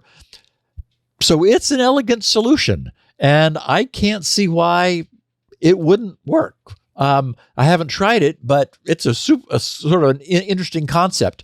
I replied with this to our network ninja, Gino, who sent me a follow-on link that referred to this using the term hairpin NAT. So this thing, it is a known technique, and you can see a hairpin, right? It's like bent. It does an immediate 180. So it's called a hairpin NAT, where you NAT across your local interface, your LAN interface, as opposed to the WAN, in order to perform these sorts of tricks. So very cool. Thank you. Abhi Rao, A-B-H-I Rao, driving his kids to school in Charlotte, North Carolina, wrote, "Hi, Steve. I've been listening for the past 12 years. Your podcast has been a constant on my drive to work and dropping my kids to and from school. My kids have grown up listening to your voice." Sorry about that. "And more security conscious because of you. So thank you." Yeah, I guess the kids are probably on edge now. He said, "In your last show, episode 1001, you mentioned Cloudflare Tunnel as an option for accessing home networks. One main clarification I would like to make, which you did not mention, is that although a Cloudflare tunnel is simple to set up and use, it does not provide true end-to-end encryption. While it encrypts traffic between your origin server and Cloudflare's network, Cloudflare can decrypt and inspect the data in transit as it terminates the TLS connection at its edge network, meaning it is not fully encrypted from start to finish." And he says, what we all know, for true end-to-end encryption, an overlay network like Tailscale can be used. For more detailed comparison, and he gives us a link that I haven't seen before at tailscale.com/compare/Cloudflare-access. He says, "I looked into Cloudflare Tunnel myself to access my self-hosted Bitwarden running on my home Synology NAS, but I decided to use Tailscale instead for this reason. Love the show to 2000 and beyond, Leo," which appears to be everyone's new goal for us since we did pass 999 unscathed. So Abhi, We need to come up with a hand gesture. yeah. I don't know. He provided a link, he provided a link which I have in the show notes to Tailscale versus Cloudflare Tunnel side-by-side feature comparison. And I tend to agree with Abhi's feelings. I think that the best way to think of it is that these two solutions, Cloudflare Tunnel on one and an overlay network like Tailscale on the other, they have some overlap in their capabilities, which allows either one to solve the remote access problem. But they are also very different. Cloudflare Tunnel has a large range of features that go far beyond what's needed for remote access to a user's LAN. It's really aimed at secure remote access to servers, and an overlay network's true, full end-to-end encryption is really what we want for remote network access, and it sort of tips me in its favor. Stephen Clowater reminds us of an even simpler solution, writing, "Hey, Steve, congrats on hitting 1,000 plus episodes. Thanks for all the thoughtful content you've shared. I wanted to share an observation about remote access to home labs." He said, "Having tried Cloudflare tunnels and various VPN clients. For those who don't need the features of an overlay network like Tailscale, WireGuard is worth considering. It offers simple, lightweight, layer 3 connectivity, modern elliptic curve crypto, and straightforward setup. While Tailscale builds on WireGuard for robust overlay features, a standalone deployment keeps things minimal and widely supported across platforms like Linux, pfSense, and OpenSense. What has kept me using WireGuard," he writes, "is how it handles iOS sleep cycles," meaning the WireGuard client on iOS. He said, "ensuring apps can reliably access data when waking from sleep. VPNs like OpenVPN, CFWarp, and IKEv2 often struggle with app-level connection failures because their clients cannot wake up properly in the selective sleep process iOS has, or renegotiate stale connections before a TCP timeout. WireGuard's small kernel footprint and fast connection renegotiation allows it to reconnect on demand without timeouts." He says, "I started using WireGuard in 2020 to 2021 while setting up a self-hosted email server. I needed a reliable way to fetch mail on my phone while keeping port exposure to a minimum. Since then, it's become a core part of my setup, enabling reliable email fetch cycles, isolating Ubiquiti cameras, and syncing files via SyncThing on my phone. Just thought I'd share in case it's helpful to anyone exploring options. Best," and he signed off another Steve because he's Stephen Clowater. So I'm really glad Stephen reminded us of the many benefits of just plain old WireGuard. We originally discussed WireGuard, which was, at the time viewed as the replacement for OpenVPN, which had grown very old and stale back when it first appeared on the scene about 5 years ago. In episode 744, I first talked about WireGuard after meeting and being very impressed by the founders of the Mullvad VPN service and learning that they were already adopting WireGuard. And recall that not long after that, Linus Torvalds incorporated WireGuard natively into the Linux kernel, which is saying something for it because he would never do that casually. The only downside to running, for example, WireGuard on a pfSense or OPNsense router is that the first thing you need to do is open a static port through the router's WAN interface to the WireGuard service running on the router. And from then on, that port is open, facing the outside world. And you're relying on WireGuard not to have any critical vulnerability that would allow an authentication bypass. If you're okay with that, then WireGuard is likely the lightest weight and most secure solution available. And I loved what Stephen shared about its compatibility with iOS. But running with a statically open port, which is never required when using any of the overlay networks, would tend to bend me away from WireGuard, much as I would otherwise love to be able to use it. What I would consider as an option would be adding some sort of port knocking solution that would allow a remote IP to be authenticated so that that IP and that IP only could then connect to the WireGuard VPN running in the home-based router.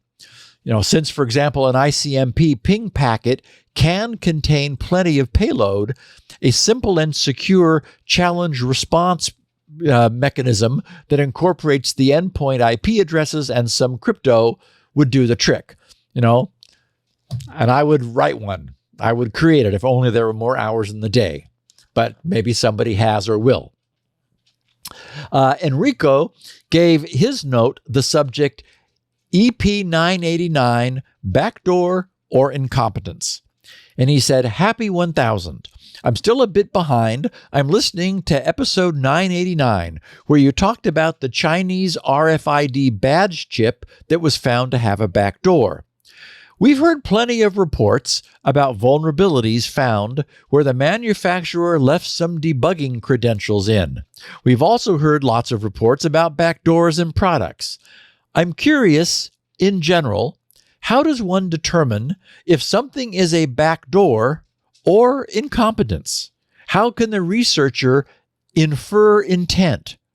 Perhaps an internal company memo gets leaked that shows it was on purpose.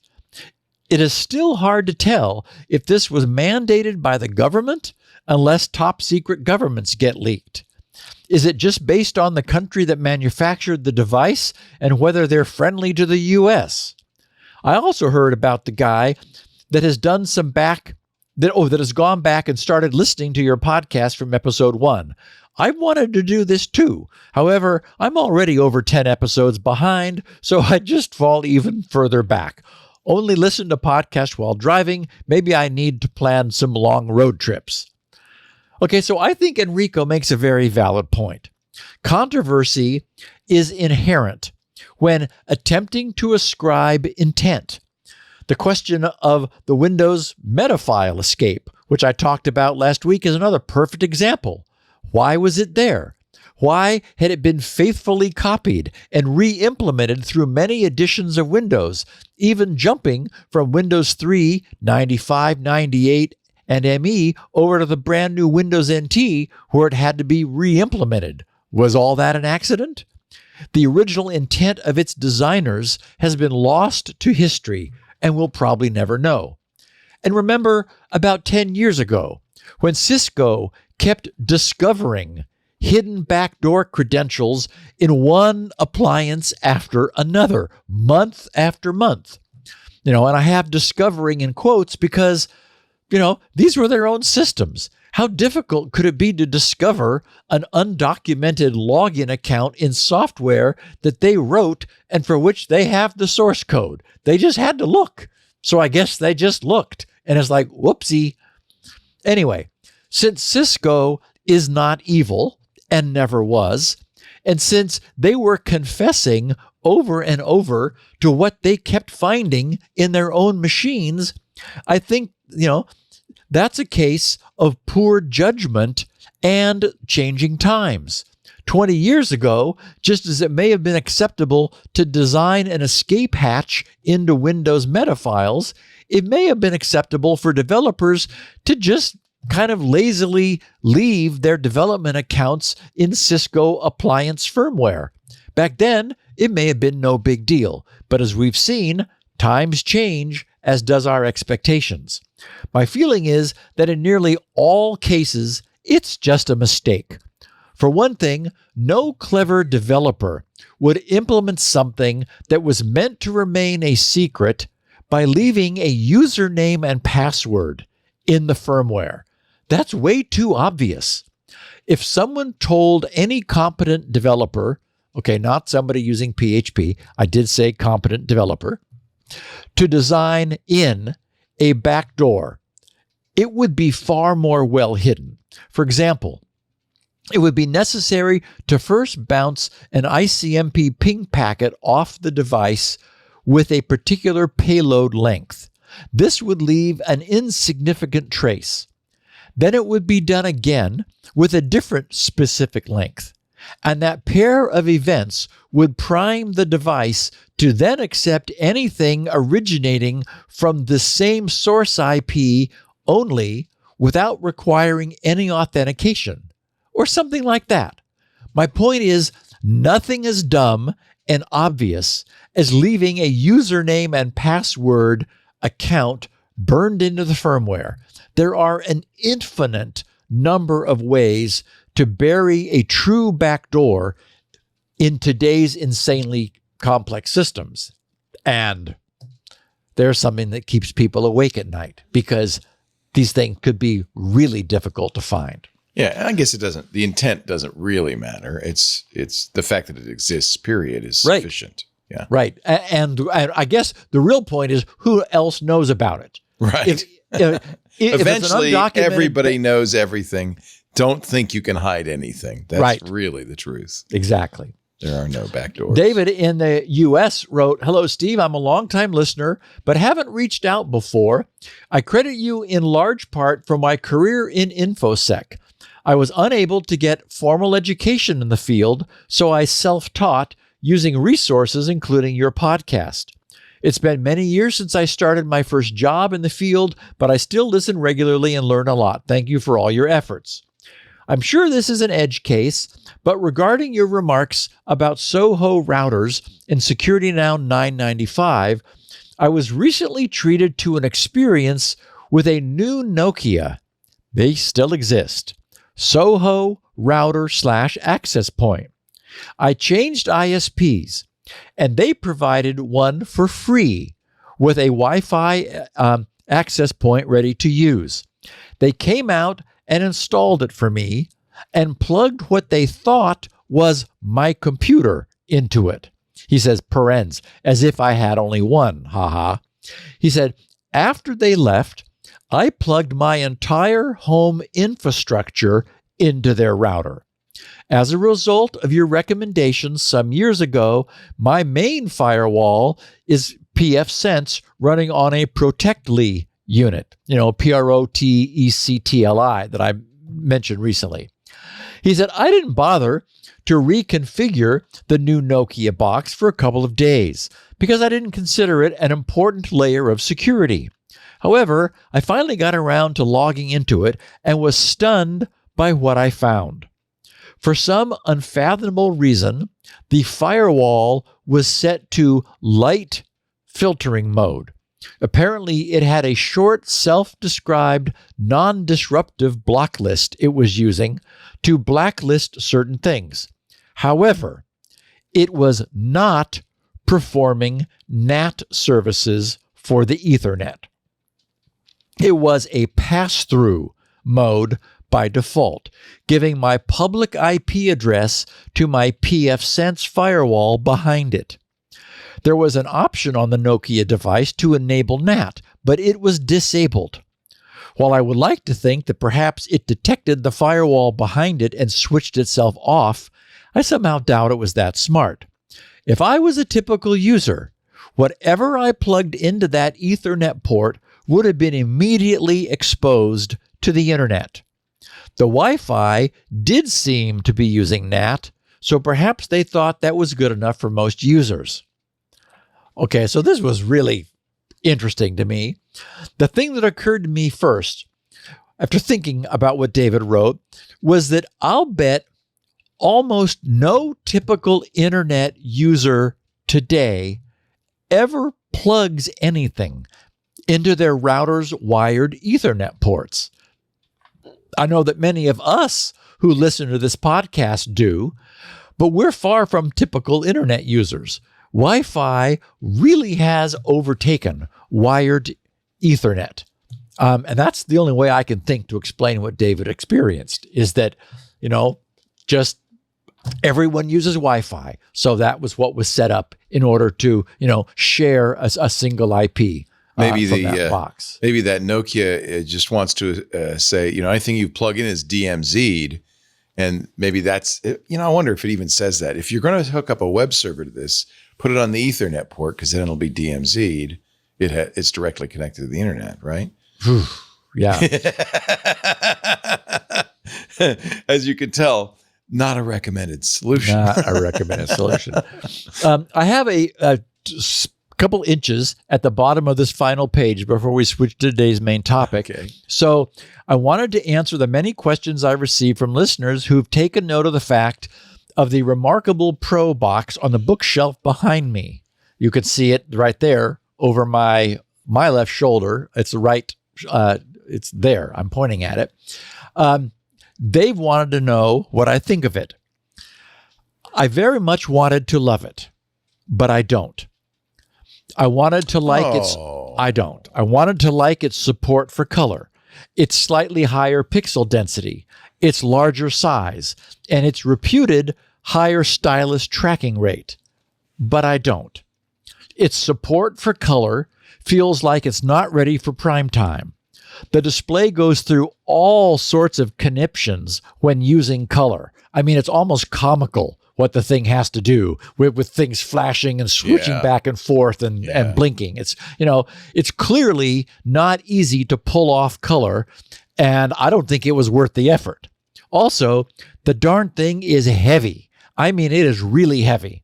And its stylus now requires charging, which the Remarkable 2 doesn't. By comparison, its predecessor, the Remarkable 2, I really love. I do wish I could get the cool cover for the Pro, which much more securely captures the stylus than on the Remarkable 2. But at least for the time being, it appears that cool cover is only available for the Pro. So anyway, to answer everyone's questions, I was hoping I would like the Pro as much as I love my Remarkable 2s. I have a couple of them, but it doesn't really make the grade. You tried the Amazon Scribe, right? Yeah. Well, didn't like that much? Yeah. It's only because the Remarkable is just, I mean, I don't do any reading on it. I don't read PDFs. I just use it as a replacement for my engineering pad. Right. And a soft number 2 pencil. It's nice to have unlimited graph paper, isn't it? Oh, yeah. And I now have, you're able to sync 3 devices through to a single account. And because I purchased one in the old days, I'm grandfathered in to the no charge iCloud connectivity. So if I doodle at one location, when I turn it on the other, it's synchronized. So multiple location doodling. What more could anybody ask? I got everything I want. Yeah, the advent of code is coming up in just 5 days. Oh, that's right. And that's one where it's very often handy to sketch out. I'm a big algorithm bits sketcher. Yeah, just to understand.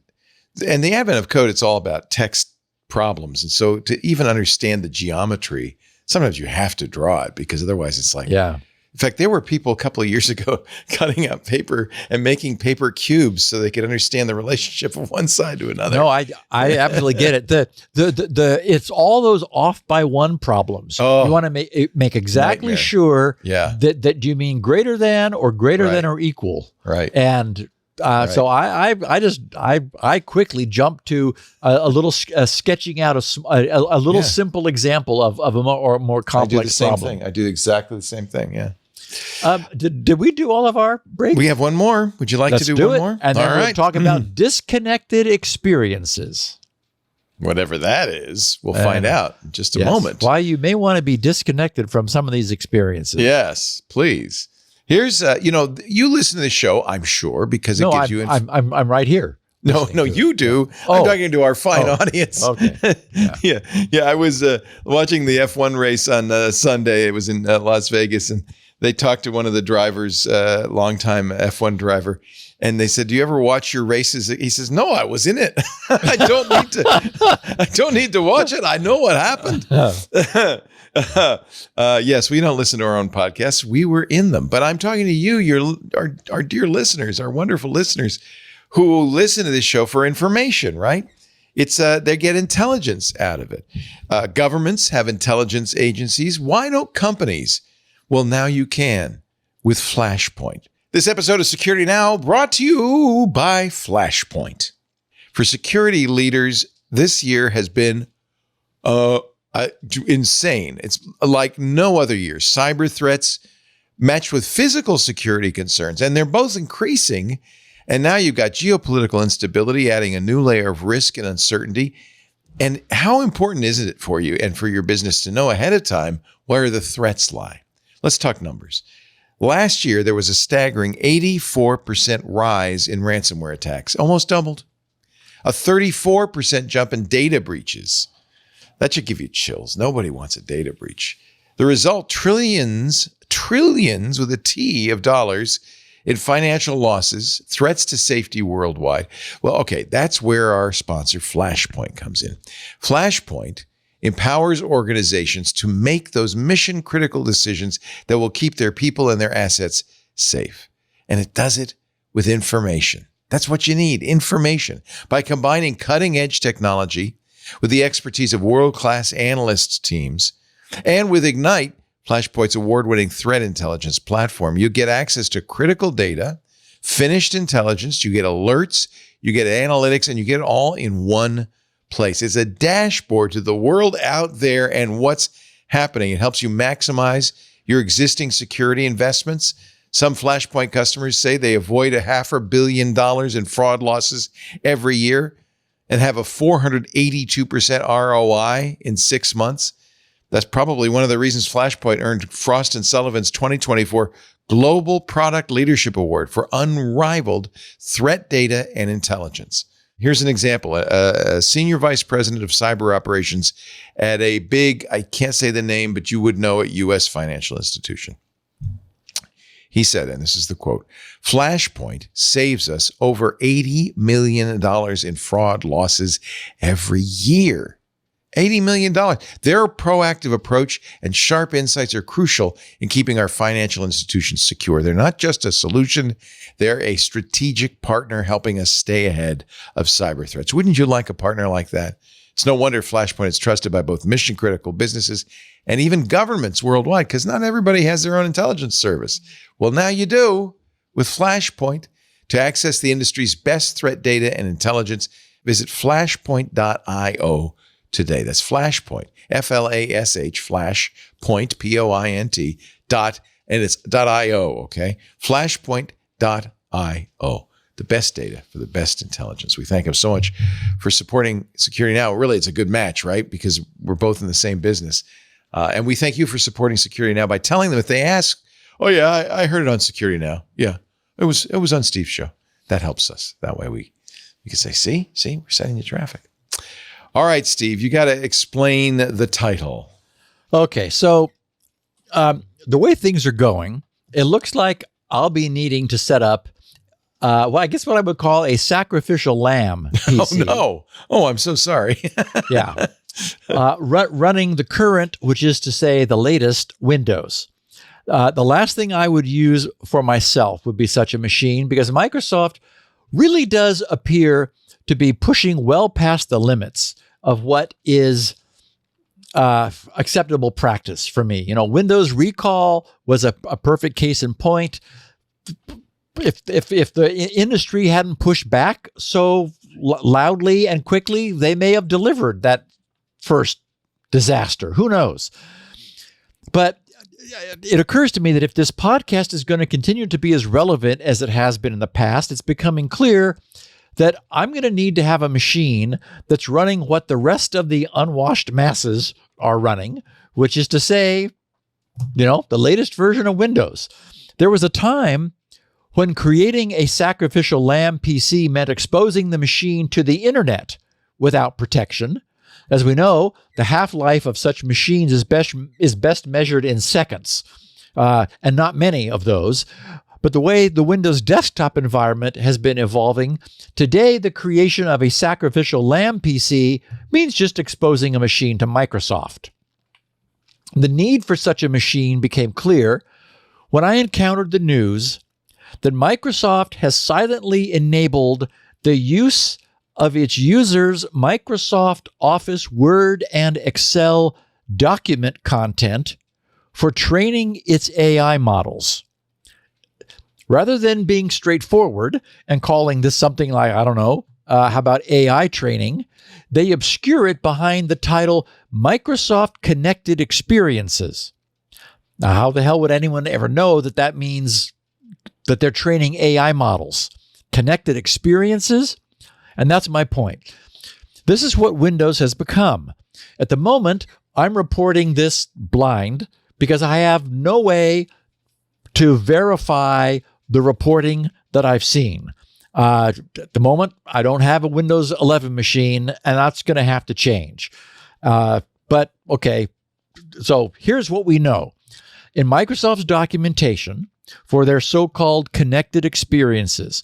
Under the topic, connected experiences that analyze your content, they write, connected experiences that analyze your content are experiences that use your Office content to provide you with design recommendations, editing suggestions, data insights, and similar features.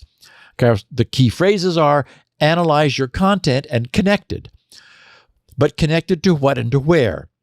That appears to mean what the reporting on this states, which is that the connection is to some AI, which is doing the analyzing and being trained against Windows users' Office document data. Now, add to this the fact that it's been reportedly enabled by default, because of course it has. And I should say, since the show notes went out last night, I have heard back from listeners who found this stuff enabled by default. So this reporting is confirmed and they turned it off. Okay, it seems clear that just as a great many people are made uncomfortable by the idea of having Windows recall silently collecting and analyzing everything they do on their computers, some Windows users may not be interested in having Microsoft's AI being trained on the content of their otherwise private Word and Office Excel documents. First, I'll note where this connected experiences setting is located, since they clearly want their Windows users to have ready access to this potentially significant privacy setting. So under File in an Office application, you choose Options. Under Options, go to Trust Center. In the Trust Center, select Trust Center Settings.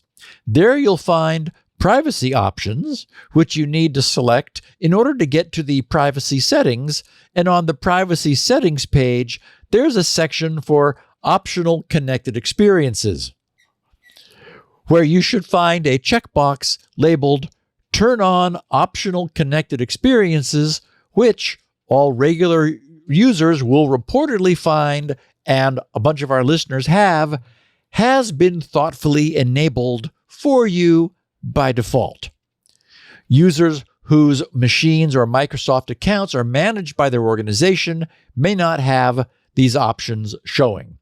And Microsoft appears to confirm this on their own website, where under the topic, choose whether these connected experiences are available to use, they write, you can choose whether certain types of connected experiences, such as connected experiences that download online content, are available to use. How you make that choice depends on whether you're signed into Office with a Microsoft account, such as a personal Outlook.com email address, or with a work or school account. If you're signed in with a Microsoft account, open an Office app, such as Word, and go to File, Account Privacy, Manage Settings. Okay, now note that that's a very different path from what I had first shared from the reporting on this. It turns out, and I've heard from our listeners, both are correct. You can get to the proper setting either way, and Microsoft's is a shorter path. File, Account Privacy, Manage Settings. Although maybe once you get to Manage Settings, then you go to Privacy Settings. I don't know. Anyway, if you've got it, you'll be able to find it. And they said, under the Connected Experiences section, you can choose whether certain types of connected experiences, such as experiences that analyze your content, are available to use. If you don't go to Manage Settings, all connected experiences are available to you. In other words, all your content gets analyzed. So there it is. What's apparent nowhere is that connected experiences is a euphemism for we're going to share all of your Office documents to train an AI in the cloud in order to make Office smarter for you and, of course, for themselves. So, talking about content retention, they write, most connected experiences don't retain your content after performing their function, although I should tell you there's about 50 of them to help you accomplish a task.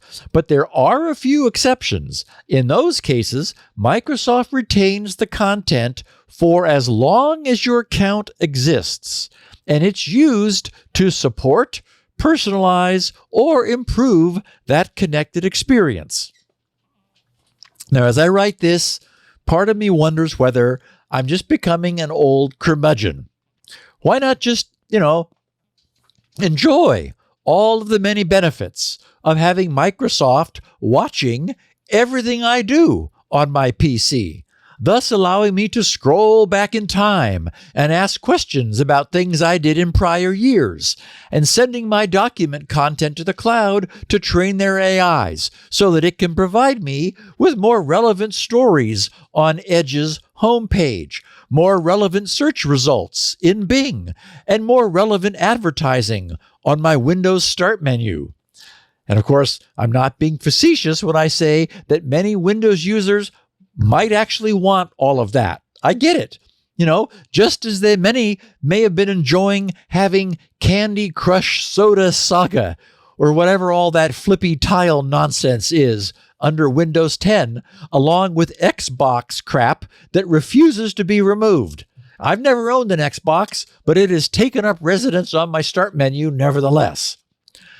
It seems clear that an alternative view of Windows is apparently an all-encompassing, deeply connected entertainment portal that also has some productivity applications. And really, that's fine. It's just not for me. I mentioned a while back about the eventual move I would make to Windows 10 when I finally decide to retire this Windows 7 machine that still works great.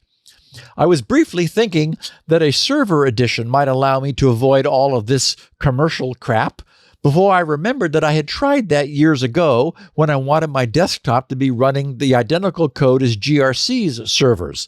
But I had encountered many instances of desktop software refusing to install on server editions. Some of our listeners have since suggested that I take a look at the enterprise editions of Windows 10, explaining that unlike even the professional editions, the enterprise editions are also free of Xbox and other unwanted nonsense. As I was digging around in Microsoft's documentation, I was encountering all of the places where Microsoft has been and is installing AI. Microsoft is essentially AIizing every nook and cranny of Windows 11 and their Office suite. I have no doubt that a memo went out a year or two ago stating that AI was coming and that it was the future, and that once it had arrived, it was here to stay. Therefore, every single Microsoft product manager and product planning team within Microsoft was hereby being tasked with figuring out anything and everything that adding AI to their offerings could do, and then to get going on implementing all of that immediately. While that will turn Windows into, what? I have no idea.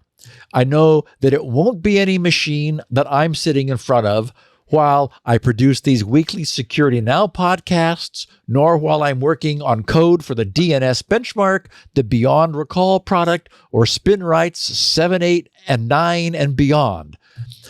But it's also clear that I need to stay in touch with the frontier, or as many have called it, the bleeding edge. For now, I want to be certain that those listeners of ours, and I know there are many of them, who may also dislike the idea of Microsoft sharing their Office content with their AIs in the cloud, while acknowledging that this is being done by default and that in many cases the data is being retained indefinitely, will at least be informed of this new behavior and would know that they have the option of deliberately disconnecting their Windows experiences from Microsoft. Finally, just before we move on, because I know you want to finish this up, but it's not. I think you're implying that this is being used for training LLMs for other people to use. I don't think that's what this is. No. This is asking permission, just as a spell checker to train would do. against your own data. Right. So that it can, so a spell checker tells you whether you've misspelled a word. In order to do that, it needs to actually look at the words you're typing. A grammar checker needs to look at the words you're typing. Well, Leo, that's what it's doing. This comes back to your original assessment of AI, right? It's just a spell checker.